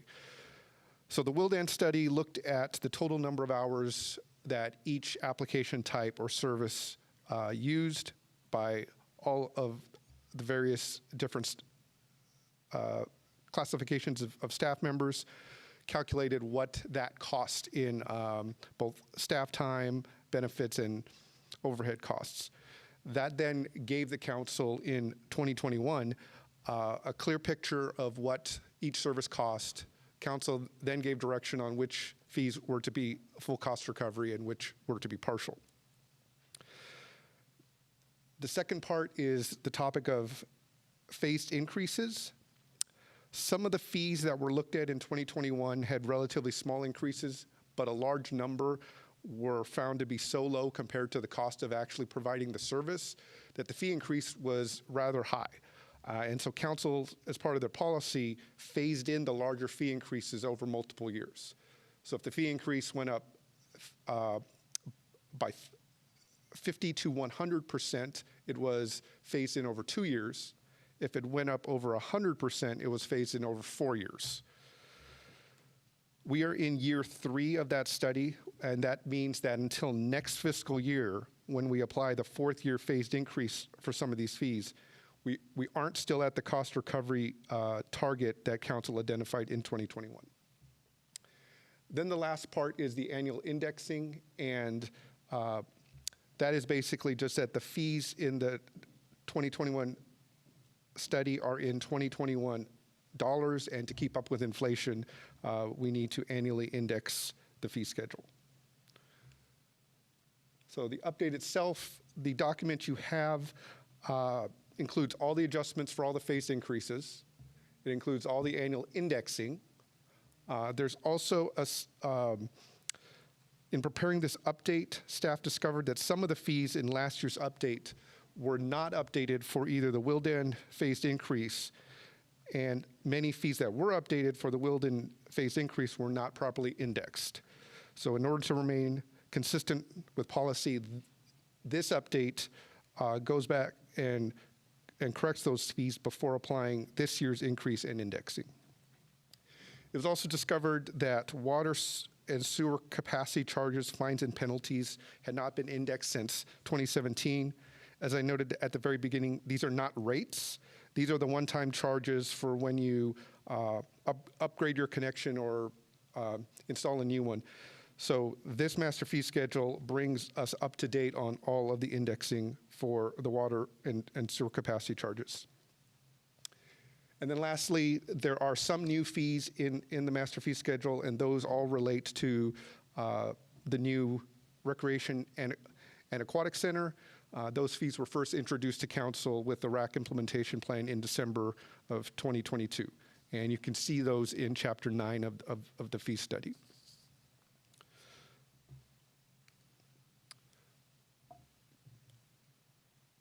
In the staff report, we give examples of what those three topics look like. The example is with business licenses, how we have a different type of fees for whether you're an in-town based business or out of town. And council set a policy that the out of town would be full cost recovery and that the in-town would be about half that of the out of town. So that's an example of council choosing full cost recovery or not. This increase was a large one, so it has a 4-year cycle. And in the third year, based on the Wilden analysis, the fee should be at $78 for the in-town and $146 for the out-of-town. But that doesn't include indexing. And so when you factor in indexing for both the second year and the third year, that takes those fees up to $84 and $156. So that's the work that staff did behind the scenes to make sure we did the phased increase and we did the proper indexing on all the fees in the fee study. Now, the timing of the fee changes. Certain fee changes are allowed to go into effect immediately after adoption, but most of the fee schedule, or a lot of the fee schedule, are application fees about development, and those don't go into effect for 60 days after adoption. 60 days from tonight would be August 12th. There is a pathway which the City Council can have the entire master fee schedule update go into effect on July 1. We do believe there are benefits to public health, safety, and welfare to do that. First off, for the city to achieve the goal of fiscal stability, to allow the city to have the funding to provide all the services and such, it is beneficial to implement the council policy for cost recovery more promptly. There's also the usability of the fees, that if there were certain fees that went into effect on the 1st and certain fees that you had to wait until the 12th of August, that could be confusing to both our customers as well as to staff. So there is the option of an interim urgency resolution that council can choose to pass that will allow the fee schedule to go into effect on July 1. Now, the schedule for that, if council is interested in that, would be as follows. At this meeting, the recommendation stays the same, to consider adopting the master fee schedule, just the resolution that is in your packet. That document will go into effect on August 12th. Staff can bring an interim urgency resolution to council on the 27th of June. And if council approves that, it can have the master fee schedule go into effect on July 1. In order for that to happen, it has to be a 4/5 vote and a public hearing at the meeting on the 27th. Those interim resolutions do sunset after 30 days, so it would have to be extended before the August 12th date, and we could do that on July 25th. So that's a pathway for which council can have the master fee schedule go into effect on July 1. But for tonight's recommended action, we are only talking about the adoption of the fee schedule. Any actions on the interim resolution would occur on the 27th of June. We are available to, though, answer any questions that you might have on that. So our recommendation is to hold the public hearing and to adopt the resolution adjusting the master fee schedule. And that concludes our presentation, and we're available for any questions. Thank you for the presentation and the information. At this time, this is a public hearing, and in case folks want to make their comments and have other things that they need to tend to, if there are any members here in the audience or via Zoom that wish to speak on this topic.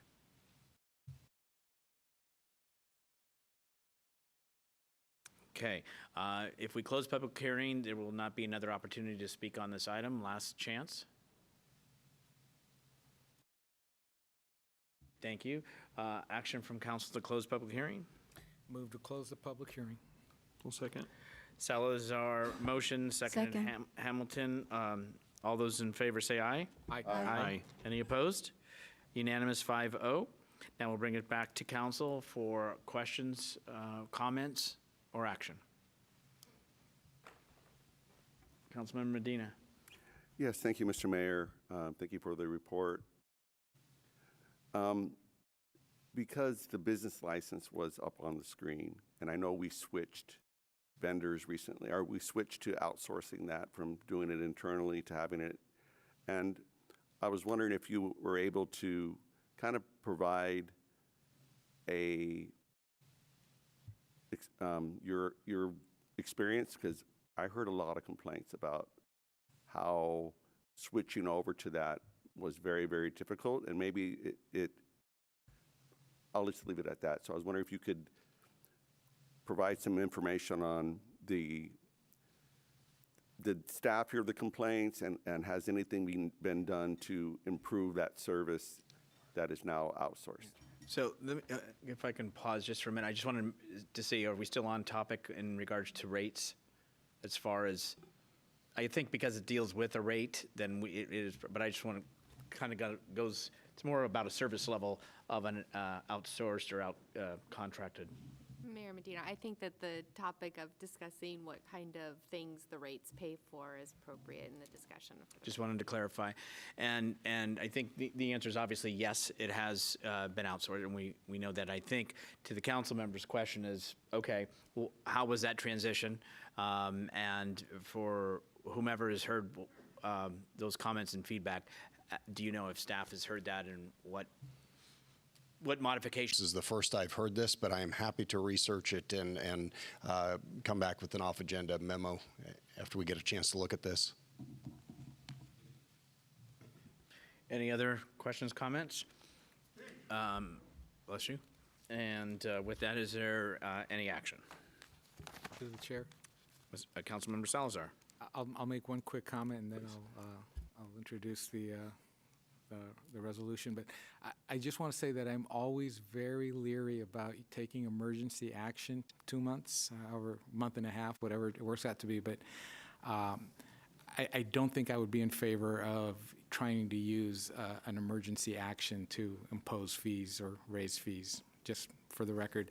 And with that, I'll make a motion to approve the resolution.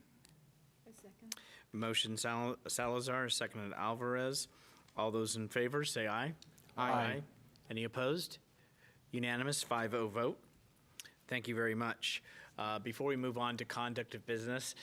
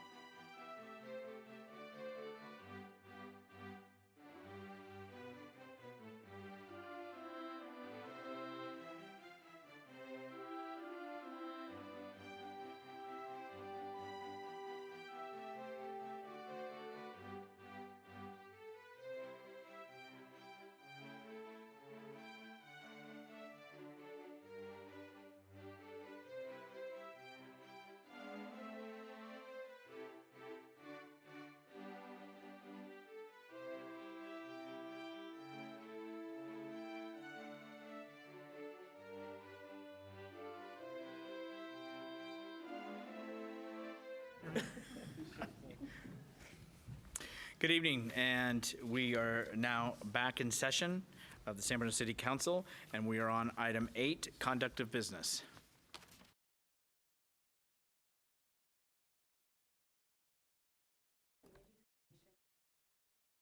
And I'd first see if the interim city manager has anything wish to say before we turn it over. No, actually, this is part of our budget process, and the foundation is an important partner of ours, and we wanted to give the executive director an opportunity to share what I believe is her board's adopted budget or proposed budget back to the city council. So Leslie Hadamia is here to make her presentation. And again, this is a presentation that the executive director will make. And again, this item will be coming back on the June 27th agenda for adoption. This is, again, a report. And now we'll turn it over to you, Leslie, please. Great. Thank you. Honorable Mayor and council members, thank you for having me this evening. My name is Leslie Hadamia, and I have been the executive director of the San Bruno Community Foundation for the past 8 years. Thank you for giving me this opportunity to come before the council. Before I get into the details of our fiscal year 23-24 budget, I'd like to share with you the past year. Once again, we've been very busy administering a broad array of programs that benefit the San Bruno community, utilizing the restitution funds resulting from the tragic 2010 gas pipeline explosion. An overview of our current programs will provide helpful context for understanding our budget. As you know, the foundation continues to support the city in a variety of ways. Of course, the most notable is the foundation's support of the city's new recreation and aquatic center. The decision to fund this project came after a thorough and thoughtful process the city conducted that included considerable community engagement and has had broad community support. As you know, we are funding the project with 8 individual grants covering different components of the project. Our original commitment was for $50 million, and earlier this year we committed up to an additional $1.5 million for construction contingency. Thus, the foundation's total commitment is now up to $51.5 million. Thus far, the foundation has paid the city RAC grant payments totaling $42.9 million, and over the next 9 months or so, we expect to pay out up to $8.6 million in the remaining additional grant payments. We make the RAC grant payments on a quarterly basis based on reports we receive from the city.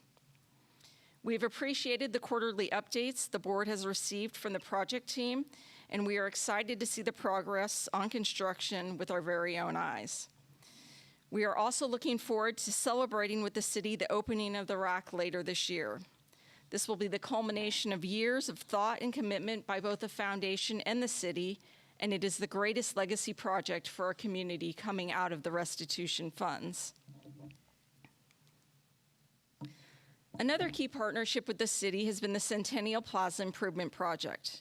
We're pleased to support this effort to revitalize downtown San Bruno with a beautiful new gathering space on San Mateo Avenue. As you know, last fall we committed $500,000 to this project, and we look forward to seeing it completed in 2024. The foundation also approved $30,000 for the next Community Day. While we are disappointed that the event is being rescheduled from its original date, we look forward to continuing to support this vital community building event that was so successful as a downtown cultural festival last year. In addition to the city, we've also partnered with others in our community on various strategic initiatives. Let me mention 3 of our recent partnerships. Last August, we celebrated with the San Bruno community the opening of the Tan Fran Memorial at the San Bruno BART station. During World War II, the U.S. Army converted what was then the Tan Fran racetrack, which sat on the site of what is now the shops at Tan Fran, into one of 17 assembly centers at which Americans of Japanese ancestry were interned. The foundation supported the memorial with $200,000 in grant funding. In last August's ribbon-cutting ceremony, at which our president, Melissa Natano, foundation. Next, we have 2 active partnerships with San Bruno's public schools.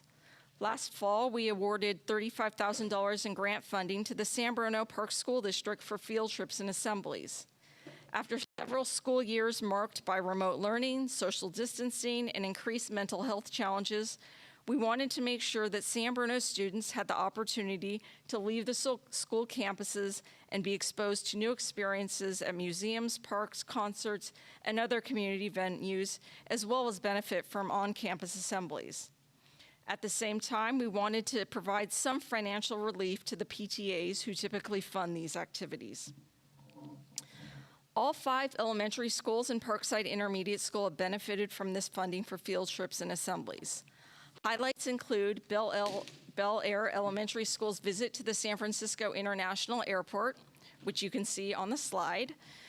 Then third graders, students toured many different aspects of the airport operations. Parkside students visited the Tech Museum in San Jose and the Exploratorium in the California Academy of Sciences in San Francisco. And students from Portola Elementary School made a trip to the San Francisco Giants Oracle Park to study math.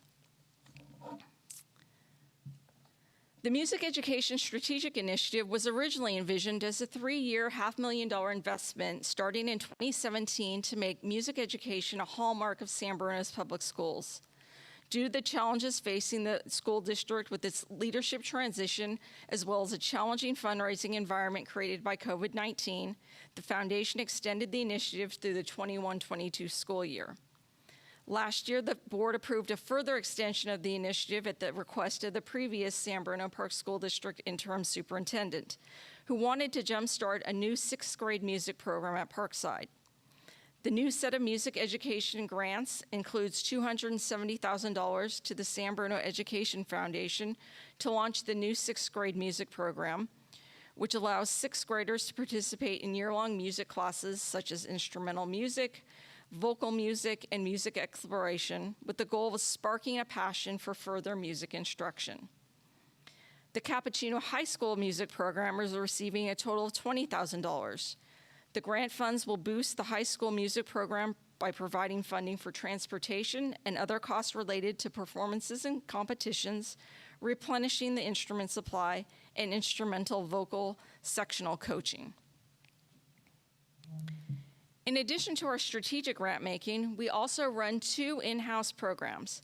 The first is a community grants fund, which allows local community groups to apply for funding of up to $25,000 for programs that benefit the San Bruno community. At the end of 2022, we awarded our 7th set of community grants, totaling $300,000, thanks in part to a generous $100,000 donation from YouTube and Google. The 23 grants went to a diverse set of community groups, as you can see from the slide. I apologize for the small print. The funded programs include a number of social service programs, as well as a number of programs supporting our public schools. We will launch our 8th iteration of the Community Grants Fund at the beginning of July, and the application deadline will be on September 20th. Our final program is the Crestmore Neighborhood Memorial Scholarship, which we launched in 2016 to honor the community members who most directly endured the 2010 gas pipeline explosion. This scholarship assists San Bruno students who have demonstrated a deep commitment to the San Bruno community with the cost of attending college.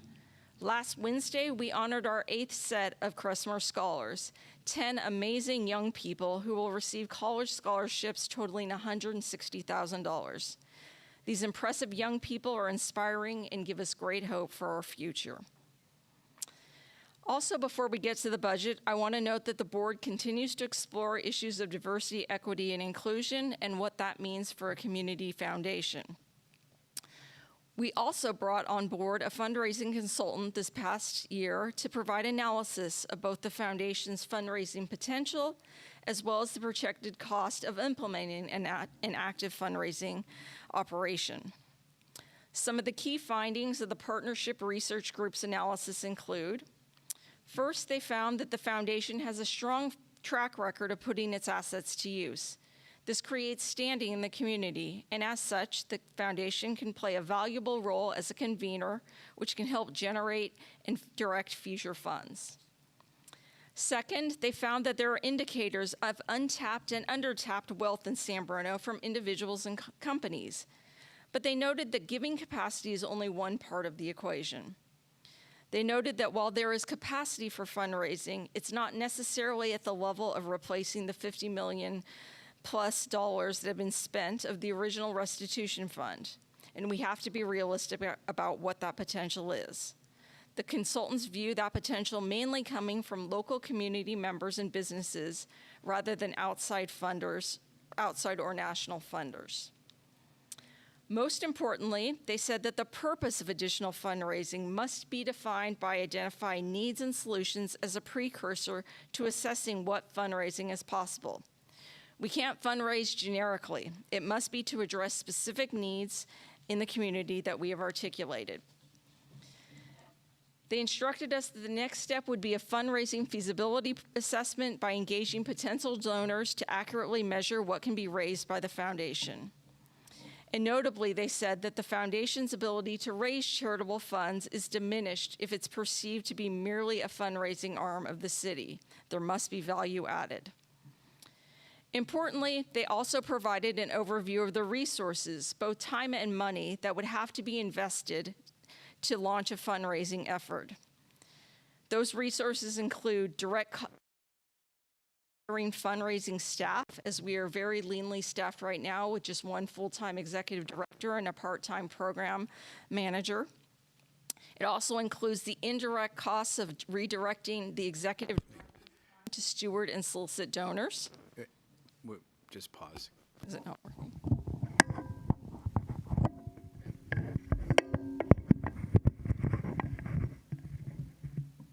Is that better?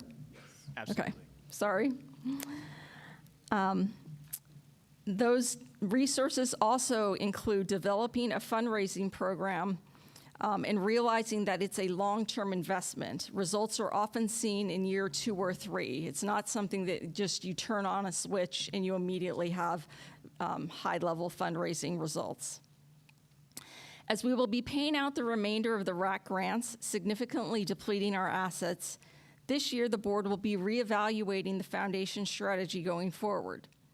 The board did a preliminary assessment in 2021, but after 2 years of major market turbulence, we now have a better sense of where our investment portfolio will be at the end of the RAC project, probably around $25 million.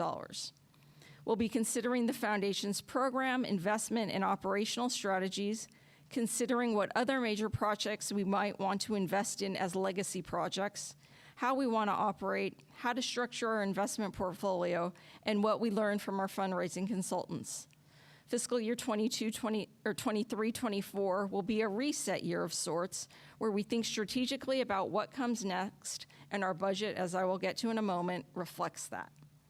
So that's the foundation over the past 12 months, and I hope you'll agree that we've had another busy and productive year in service to our community. So moving forward to our finances. I think it's first instructive to review the overall financial health of the organization as displayed on this chart, which is very rounded to about the $500,000 mark on each line.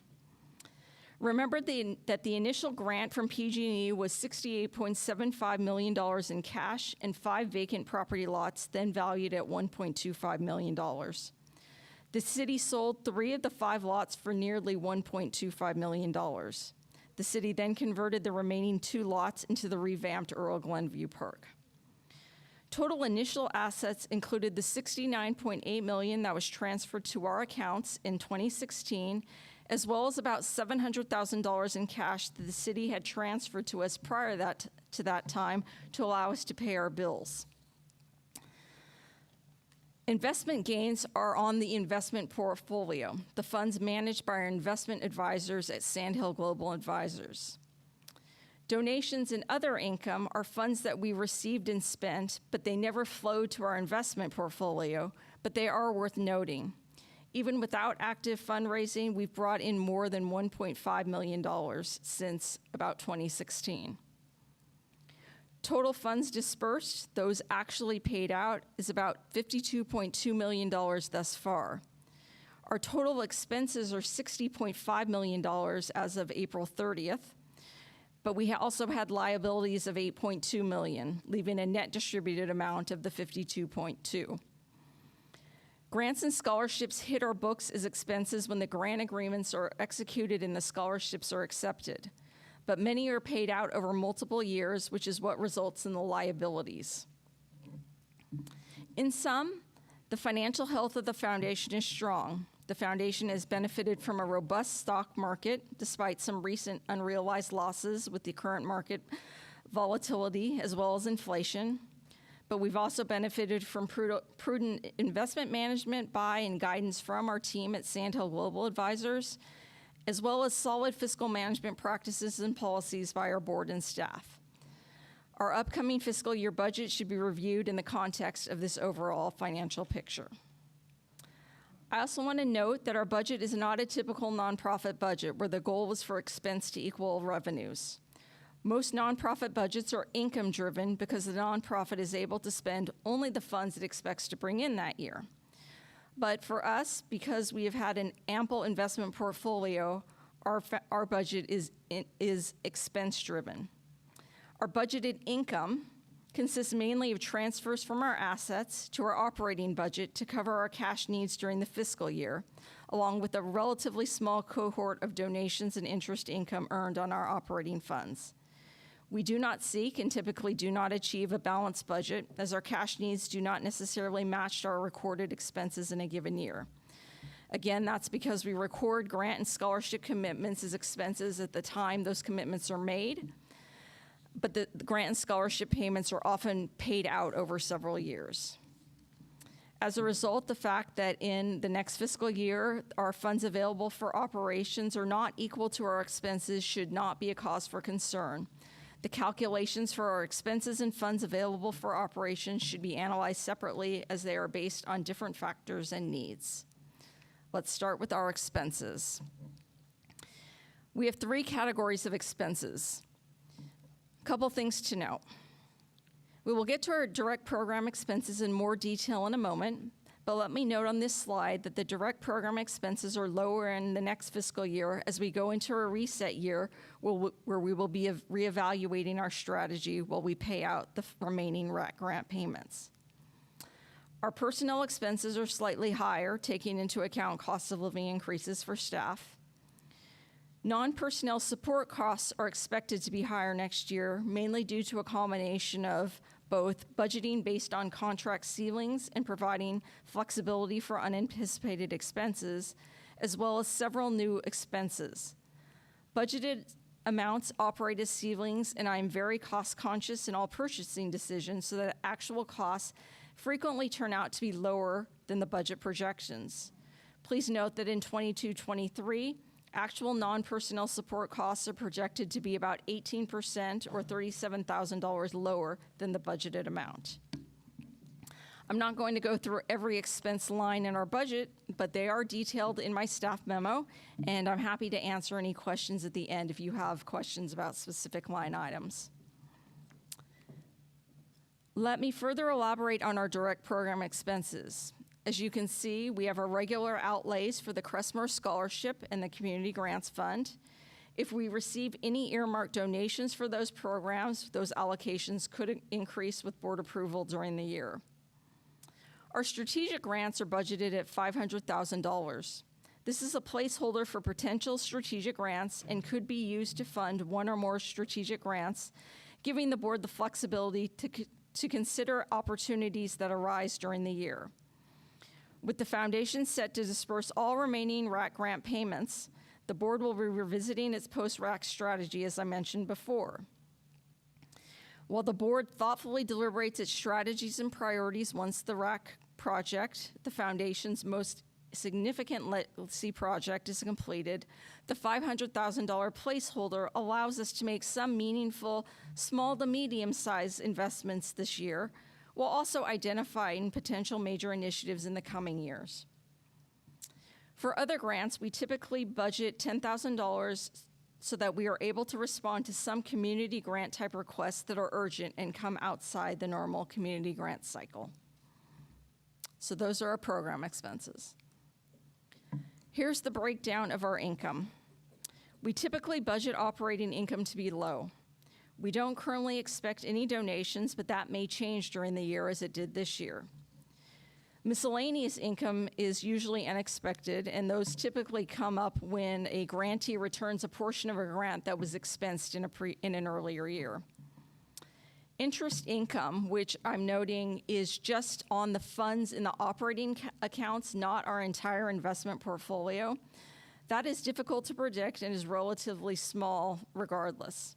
We are budgeting 25% of what we made this past year, as we had as high as $26 million in our liquidity or operating account, with the bulk of that reserved for the RAC grants.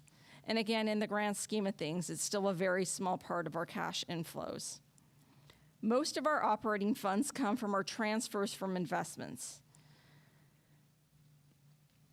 To understand the transfers, it's important to remember the rationale behind creating those accounts. Based on the results of the first community listening campaign, the board decided to designate $55 million of the restitution funds to establish the strategic pool to be spent outright on strategic initiatives, including at least one major community facilities project, which ultimately turned out to be the Recreation and Aquatic Center. That pool has a conservative strategy of capital preservation and capital appreciation, and has been used to fund major strategic initiatives that we've already paid out, as well as operating expenses. The quasi-endowment was created with $15 million of the original funds to follow a traditional endowment strategy with a long-term time horizon and with the intent to spend investment income only and maintain the corpus. Proceeds from that pool have been used to support the Community Grants Fund and the Crestmore Scholarship. The liquidity pool was created to serve as a holding account for expenditures planned in the subsequent 0 to 24 months. Its purpose is to mirror the foundation's operating accounts, and it may be funded by both the quasi-endowment and the strategic pool. The investment goal for the liquidity pool is to preserve the principal balance of all funds directed into the pool, and as such, capital preservation and liquidity are the primary objectives. The quasi-endowment transfer is based on our cash needs from the Crestmore Scholarship and the Community Grants Fund. There are some restricted donations and residual quasi-endowment payout carried forward from previous fiscal years. So the quasi-endowment transfer is not the full cash needs amount. As you can see, a 1.78% quasi-endowment payout clearly provides nearly $373,000, which is just above the amount we need for the year.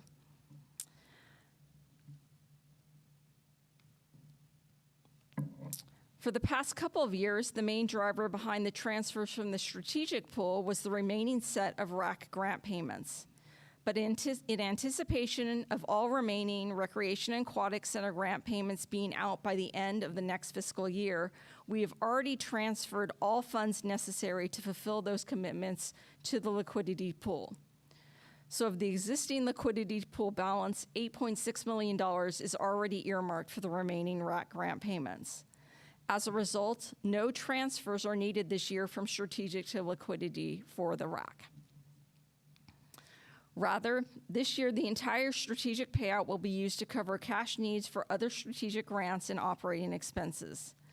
As you can see, we expect to pay out the Community Day grant of $30,000, the second year of the Music Education Extension, and the Centennial Plaza Improvement Project grant over the next year.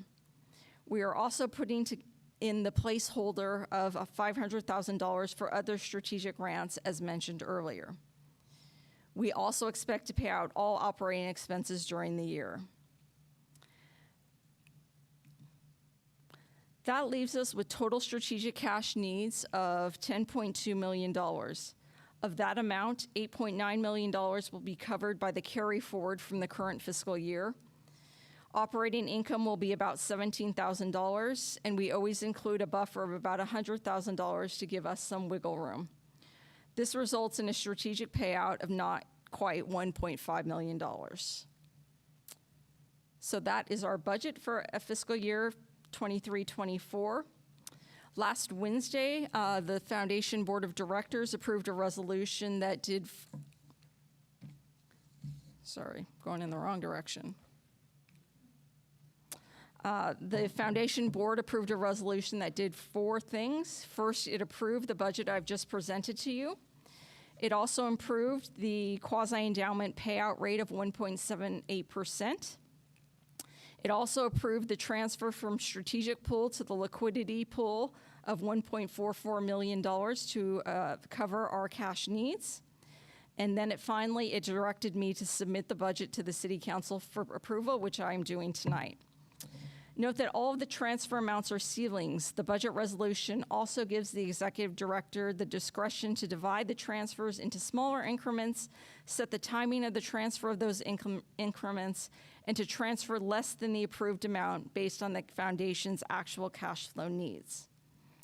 So tonight, we respectfully ask the City Council to approve the foundation's budget when it comes to you for formal consideration at the end of the month. This action will allow the foundation to continue moving forward on its current trajectory to use the restitution funds to enhance the quality of life for all of us in San Bruno. In closing, we'd like to thank the City Council and key members of the city staff for your partnership and cooperation. We especially want to note the support of the City Manager's Office, the Community Services Department, the Finance Department, and the entire Recreation and Aquatic Center team. Thank you for your time tonight. I'm happy to answer any questions you may have about our budget. Thank you very much for the information on what has been transpiring in addition to the budget that you're bringing for us. This is an informational item. Is there any members of the council have a question on the presentation? Are there any members of the public that have comments or questions? Okay. With that, thank you. And thank you for your patience and being with us this evening. Thank you. And thank you to all that has been, so many positive things have come since it has begun, and it's kept, to me, in the vein of keeping the monies that are going for things that were intended to make a difference, leave a long-lasting, whether it's with the scholarships or other things that the foundation has been doing. And I think that separation from this to that is important in the 501c3, and so I want to thank the board because obviously they're volunteers, and I want to thank for really the differences it has made, the passion and the devotion and the dedication, and I think we all in this community can stand proud behind something that has come great from what transpired, unfortunately, on that night. Thank you, Leslie. Thank you. With that, we'll move on to the next item. Item B, please.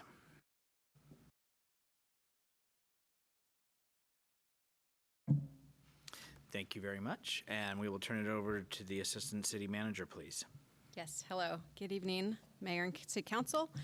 Darcy Smith, Assistant City Manager. In case you're wondering why is she up here doing this item, helping out the Finance Department by taking on what more of a fiscal policy item that we started working on. It's an ordinance that would amend the municipal code to provide for a collection of sewer service on the tax roll. And no, this isn't happening July 1. We're over a year away. But you might recall we were in this room back in February where we held 2 study sessions to review the water and sewer rate study report and the recommendations, which you acted on earlier tonight. Thank you. And buried in that report and that presentation those nights was a little bit of information about potentially moving the collection, so the billing mechanism for just sewer service charges to county property tax bills. So I'll step through why we want to do that, why it's back before you tonight, and the timeline for that if you take action tonight. Because back in February you said, come back with more information, so we're here. So quick information, as you know, your customers, we bill customers in the city for water and sewer, and right now, solid waste on a combined bi-monthly utility bill. I'll be honest, it's a big bill. So we've gotten a lot of complaints that it's a really big bill. And we are transitioning the solid waste billing to Recology July 1st. I really appreciate that we're doing that. That's in motion, and that will help Recology own that billing process. But again, we've gotten complaints, and part of that's just because we combine all of our services onto one bill. But I also want to point out that part of why we're here tonight is to talk about the Finance Department and looking at their workload, and they spend a lot of time and expense processing these bills. If you're at hall, which I know you visit, it's a busy counter. People actually love to come and pay bills. They pay bills. They we have an online bill payment system, but it's still a busy counter, and we spend a lot of resource there. And other cities in the county do this. There are 18 agencies, either cities or sewer agencies, that collect sewer charges on property tax bills. There are only 4 holdouts, Brisbane, Burlingame, Foster City, and us. Millbrae is meeting tonight. They're probably done to adopt sorry, yeah. We did start earlier. We're going later, so we get that record. But they voted tonight. I don't know how it turned out, but they've done a similar process, and they want to start the process July 1. So they're going through the final stages of adopting the report to put the charges on the tax bill starting July 1. So they've kind of compressed it. So what would this ordinance do? It's a really simple ordinance, the municipal code. It's a page that would allow the council to take future action. Nothing's happening tonight with this changes. It's quite a long process, which I'll step through, to collect these charges for all parcels in the city on the county property tax bills. And that would be effective a year and 2 weeks from now, roughly, July 1, 24. And just important to know, the county does all the collection and sends us the money, which I think is pretty nice. And we pay a small fee for that. I think it's a little less than $1.50 per parcel, but that's really insignificant in the big scheme of things. So this is authorized under an obscure portion of California state law, but it does allow cities or, again, sewer service agencies to do this.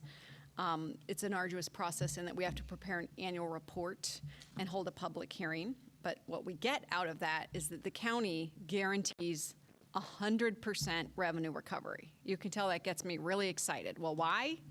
Because this team, Finance and Public Works, spent a lot of time trying to project sewer revenues based on billings. And it's a science, but a bit of an art in there. And what this means is that the county will guarantee the payment, but also means we start the process a little bit earlier. So as you'll see on the timeline slide, we will know kind of early spring what our revenue will be for the future year, because you adopt a report with all the charges. So we can really get into a precise level of revenue projections for billings. Sure, people might turn off the sewer over the time, but it will lock in our billings. And also really critical is that we get 100%. So if someone is delinquent on their property taxes, yeah, it happens, the county still pays us 100%. In case you're wondering, really? That seems weird. I think, they have different mechanisms than the city does to go after property tax bills. People hopefully take them seriously and don't go down that route, but they handle the whole process and still give us 100%. So that's really exciting.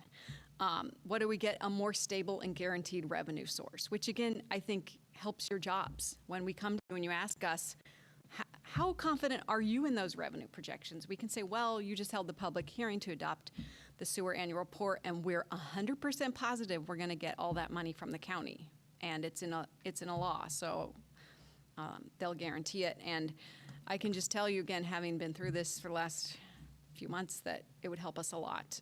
But it also, as I pointed out, that busy counter at public City Hall gets a little bit less busy. I mean, yes, they still do the water bills, but I think it's a little bit less arguing over, oh, I have this big bill. That was what we were trying to accomplish with Recology. If it's just water bills, it's a little bit simpler, and it also eliminates the burden of collections.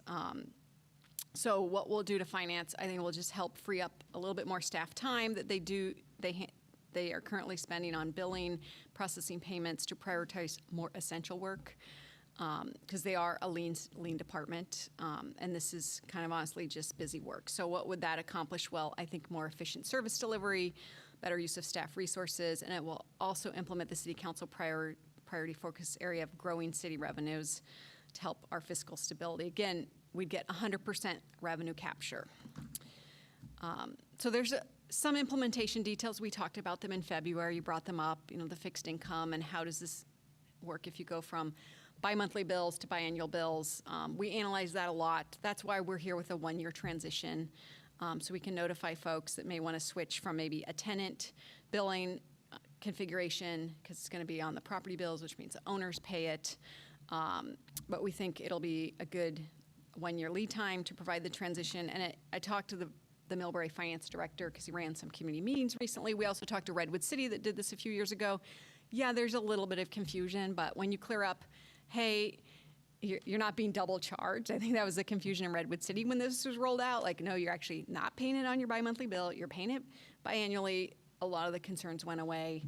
And frankly, for some people, they'd rather pay it twice a year because, again, you heard about investment income, which for the foundation has been a lot. If people can invest that, pay it bi-monthly, as you'll see on this slide, I mean, biannually, they can kind of save up more in the beginning of the fiscal year. So we're here tonight for introduction of the ordinance. If it's introduced, come back in 2 weeks for adoption. But again, that doesn't change anything right away. We'll launch outreach, courtesy mailer sent out, and we'll be back before you in the spring to hold a formal public hearing where you'd consider what's called the written report. Fancy name, I know. I don't know who came up with it, but basically that's pages and pages of each parcel listed by assessor parcel number and the charge. And that's a public document that anyone can see. It's a similar protest process that you saw tonight. It's a very transparent process, again, so people can plan a year ahead. And if that's presented to you with a resolution authorizing the collection, that happens in the spring. And then the deadline to submit the report to the county is July 1, and then they go to work, obviously, on the back end, updating the property tax bills, which are issued in October. First installment is due in December, and then the second installment due in April. So again, for folks who would invest that money, they might get a little bit of income and then can spread the payments out. And as you asked, we'd also look into the low-income subsidy, which right now is 25%, but we can look into that as part of this effort. I think it would be critical because we'd need to know who would qualify for any subsidies in the spring when that report comes to you. So, hold on, gotta go back. If next steps would to consider introduction of this ordinance tonight, come back in 2 weeks, launch public outreach. It's on our website already, but we do the typical e-newsletter updates and mailers, and then return for formal public hearing and action in the spring. So that concludes my staff report. Myself and the team that worked on this, Matt Lee and Bobby McGee, are happy to answer any questions you have. Thank you very much for the presentation and the report. And I know that was one of the questions from last time was about the reduction and would it apply still and people be available even at one at the county, which the answer was yes to that. Because I know that was a major concern I had. But again, thank you. Are there any questions on the presentation from council at this time? Questions on the presentation? I have a question. Absolutely. Vice Mayor. So thank you for the presentation, and thank you for very clearly outlining the clear benefits of this of making this move. I think I definitely agree, and it's clear it was clear throughout the process that we want to do everything that we can to mitigate confusion from folks, because it is going to be a big change. I'm wondering if it would be feasible to include as part of that, because I know there's going to be tons of outreach and social media and all that, but maybe when the bills are changed to all of a sudden now they don't have sewer on them anymore, maybe right there on the bill we would be able to say, hey, what happened to sewer, and have that go out to them every month as a reminder on the bill for the first year of the program or whatever, to help underscore that. That's just a suggestion, and just wanted to see if that was something that might be possible. Yeah, we can look into that since we create the bills. And it would be bi-monthly, right? Yeah. Other questions on the presentation? If not, let's see if there's any members of the public. Okay, with that, we'll bring it back to council for any other discussion, deliberation, and/or possible action. Councilmember Medina. Yes, thank you for pinch hitting that presentation. It makes a lot of sense on many grounds. It frees up staff time. It provides a more reasonable expected revenue source. The question I do have with it is, in the past, how much was the city failing to collect? And I believe I know I asked this a number of years ago, and it was in the hundreds of thousands of dollars between water and sewer, where somebody could run up a bill and then basically go, I'm not going to pay it, and it goes to collections, and I believe we sell it to collections, and then basically it's up to them. And we're getting pennies on the dollar, where compared to now, if we were to move forward with this, we would capture 100%, which in effect would be potentially reducing the rates in the future. Is that the more assured income that we have, then that's a savings, and that's not coming out of our customers. It's not being paid. Eventually, now we write it off, so we are paying for that. I really do appreciate this approach that we're going to take. I did check on Zoom real quick. I hope it's not a Brown Act violation, but Millbrae's council meeting's not over yet, so we're probably going to finish before them. And it's a fact. And I just really want to thank staff at the counter so that they could do the other things that they need to do. So thank you very much. I am in support of this. Other comments? Councilmember Alvarez. Thank you, Mr. Mayor. Thank you for the presentation. Keep moving forward, but I just want to make sure that the city will take all the measures to notify. Most households, they do manage their budget on a monthly basis, and now they don't. And Martini was here. They worked feverishly, that he and that department. You could not. This does require a 4/5 vote, but it's by title only and waiving for the reading of an ordinance on the San Mateo County tax roll. And if that's good for the most 5-0 vote, thank you very much. Assistant City Manager. I have two report outs. First, from our water system. It was a 2-day trip. We followed our water backwards actually from San Bruno, all the way up to the Hetch Hetchy Reservoir. So we toured the Crystal Springs Dam in San Mateo, the Pulgas Water Temple in Woodside, the Sunol Water Temple in the Sunol Valley, the Tesla Water Treatment Plant in Tracy, the Moxon Power Plant above. It was really very informing. I learned a ton about our water system, and it was time well spent, absolutely.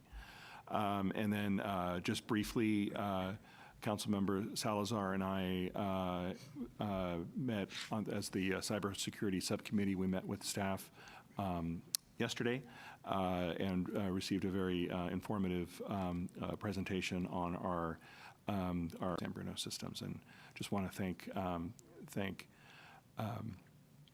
Sandeep and Jackson and Chief Johansson and all the staff that work on that for that work. So that's my report outs.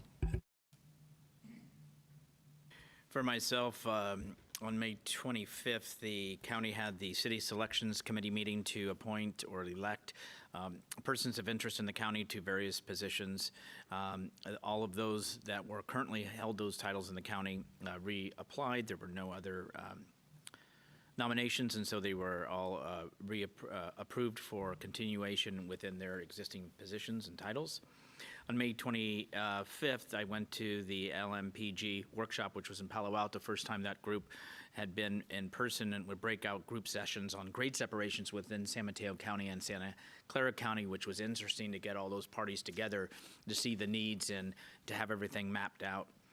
On June 1st, I can tell you the Caltrain JPB good for now. On June 6th, the SAMCETA turned 70 Thread Talks was at the event center.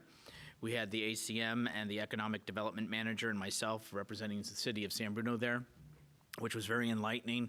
A good celebration, if you remember what SAMCETA has really done and stepped up to do during the COVID times. It also, as I asked Roseanne Faust if she could meet with the Economic Development Manager, because I think these are important to establish those type of connections and in her new role, and Roseanne was already ahead of me on that. On June 7th, the SamTrans I attended, we approved the budget, so that's great, and ridership is far surpassing anything else that we have in this county back to pre-COVID. And on June 9th, which Councilmember Salazar and I are as directors, as far as the 101 Express Managed Lanes meeting, we approved the budget. So let's hope that's a good thing to come for City of San Bruno, that role. With no other items under council committee report outs, let's move on to comments from council members. First item was myself. On June 1st, 2023, we had a gathering in front of City Hall and raised the Progress Pride flag, and a proclamation was issued declaring June 2023 as Pride Month in the city of San Bruno. I put this there just so folks do know that a proclamation was issued and done on June 1st at City Hall. Also, we had somebody from the San Mateo Commission that was there, Facility Maintenance Department, for their support in having that occur, and I appreciate all of that. So I guess good things happen, and so I appreciate that. I also want to thank, in May, there were lights, the green lights that were also focused for Mental Health Awareness Month, and I want to thank the City Manager's Office as well as Facility Maintenance, who in the past couldn't get it done, it cost too much, and I heard for all of $70 that we were able to have that accomplished, so I appreciate that getting done this time. Also, on June 27th, there's going to be fireworks presentation as we normally do. What I'd also like to encourage and see if we can incorporate Becky, who I spoke to on the phone about fireworks, is that maybe we can enlighten our community and those from outside that really the effect it has on the children, on the animals, on others in the community. It's not just about the boom. There's a longer effect that really is causing harm to people, and I would hope that people would be more mindful of that. The immediate satisfaction has long-term effects, but I'd like to see maybe about that. Also, I want to thank the Lions Club for the assisting with the Posey Parade, and I think I'm glad it was back. It was a beautiful day. I have asked, and I said it last time and I want to say it again, that I'd like to see a debrief happen as soon as possible. I'd like to see the exact costs of what that occurred. I'd like to see the Lions and the city get together to see what went well, what could do better, and how we get better, and see about the costs going forward. Then I also want to go into my comments. On May 25th, I attended the CAP CCS baseball game in San Jose. Councilmember Medina had made mention of it. CAP hadn't been there since 1981. Unfortunately, they did not succeed, but I will tell you still, very proud of them. On May 26th, I attended the Cappuccino graduation and walked in with the class of 2023. And after they received their diploma, I handed each of them a rose, which in return was handed to someone in their life that had helped them. I attended and spoke at the planting of flags at the Golden Gate Cemetery that the Scouts, and you can imagine the tombstones that are there and the mount and the enthusiasm. And this was the first time they've had that kind of gathering and ceremony since pre-COVID.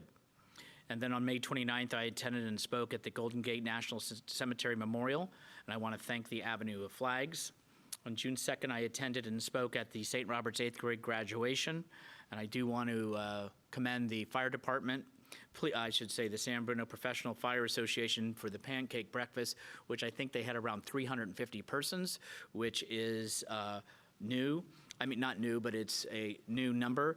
And then, as Leslie alluded to, I did attend and spoke at the Community Foundation Scholarship Awards, and I will tell you, listening to the bios, it gives us hope for the future. And I can tell you, one of the residents who was there spoke and said how she lost her neighbors, but it was so critical to see this continue on, and that these young people are making a difference and carrying on the tradition, and that those that were killed, their memory lives on. So those are some of my things under council comments. We'll see if there's anything that anybody wants to talk. It has to be in regards to the raising of the progress flag. Is it in regards to that, sir? Is it in regards to the raising of the flag, sir? No, it's in relation to the high winds that we have in District 1. Oh, okay. Which will cause fires. Okay, sir, this is now council comments. Public comment had already passed. All right, I'm sorry. Yeah, that's all right. Not a problem. We appreciate you being here. I have one thing before we go into closed session, but is there any other council comments? No. Okay. I want to, we're going to go into closed session, But before that, because I'm not sure of the length of time, we're going to come back out of closed session and report out and then adjourn. I did want tonight, once we come out, we're going to adjourn in the memory and honor of Howard Hoyer. Howard Hoyer, married to Teresa and their children, Teresa, Joseph, Jack, and Sarah. I spoke to his wife, Teresa, and to offer the condolences of myself and the city. Howard worked for the San Bruno PD for 25 years, and as the chief would say, once he retired, folks didn't realize the countless of critical things that he had been doing without being asked. Once somebody leaves, then you find those out quickly. Howard had been very active in the police association, from a board president, treasurer, on the X board. He worked in the patrol division, field training, support services, and worked with the crime prevention committee. Howie, as many called him, gave a lot to the association, having police week when then it was 3 days, not one. He oversaw that many years. Howard and his family have continued to support San Bruno in many community activities and programs. Howie, being a resident of San Bruno, gave to his job and to his community. His time and dedication and spirit and heart in which he did things were evident and obvious. My time with Howard, being a person that I had and have much respect for, I will tell you his devotion to his family and community were immense. And I can tell you I also appreciated his honesty, because if you didn't want a candid answer, you shouldn't ask Howard the question. He gave the truth, and he gave it how he felt, but he also sometimes had solutions, and not just about what things weren't going well, but how maybe we can do them better. When I look to someone who has left things better than we find them today, and to make a difference along the way, Howard Hoyer has done that, and on behalf of the city and myself, I offer my condolences. My thoughts and prayers are with the Hoyer family at this challenging time, and I can tell you he's given and left a long impression for me, for this community, and for the department.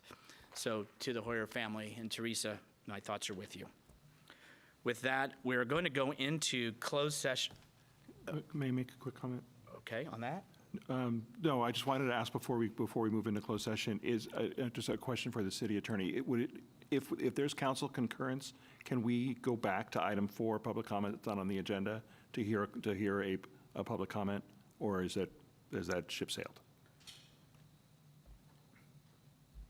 I think the council could agree to do that if they wanted to. If you could I at least make a motion to see if we have? Well, why don't concurrence so we, can at least are hear we it? talking for this gentleman? Yes. Well, why don't we ask him if he wants to stay, because we could be 45 minutes or an hour. No, I meant so we can just do it right now before Oh. we go into closed session. That's why I interrupted you, and I apologize for It's interrupting okay. you. I was just trying to conclude on that note, but that's okay. Yeah, does anybody have a concern? No? Okay. We don't need a motion action, though I know it's in our policies and procedures. Sir, you have been with us the entire evening, and therefore we want to hear from you. If you could please step forward to the mic and talk to us about District 1 and the high winds. This would be your opportunity to address the council. And let me tell you, we don't do this, I don't know that I've ever seen us do this, but for you and staying here the whole night, you deserve it. Sir, the floor is yours. All right, my name is Bob Ruff. I'm up on 3371 Longview Drive. We've had heavy winds and stormy weather all year, and now we are enduring very high grasses, and we have extreme fire hazard conditions in District 1. And I just want that known to everyone here, and in view of the fact that fireworks may be an option in San Bruno. That's all. Thank you, sir. We are going to move into closed session, which is conference with labor negotiators, agency designated representatives, our Mayor Rico E. Medina and Councilmember Michael Salazar. The unrepresented employee is the city manager. Are there any persons that wish to speak on this topic before we go into closed session? All right, thank you. So council will go into closed session. I don't have an ETA at this time, but let's say about an hour. We will be coming back out here. I expect staff to go home. And thank you very much to everybody. And we'll move to closed session and we will return.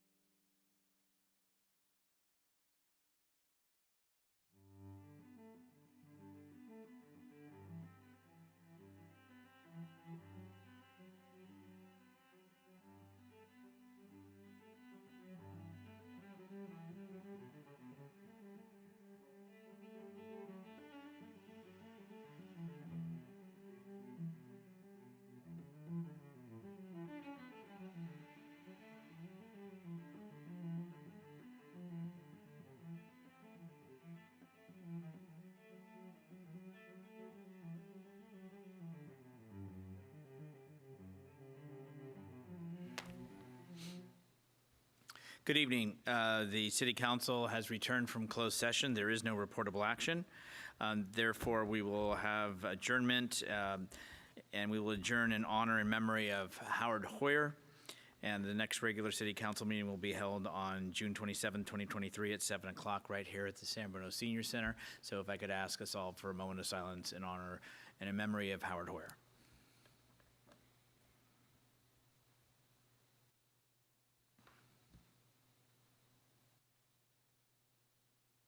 Thank you very much. And again, next meeting will be June 27, 2023. Therefore, this meeting is now adjourned.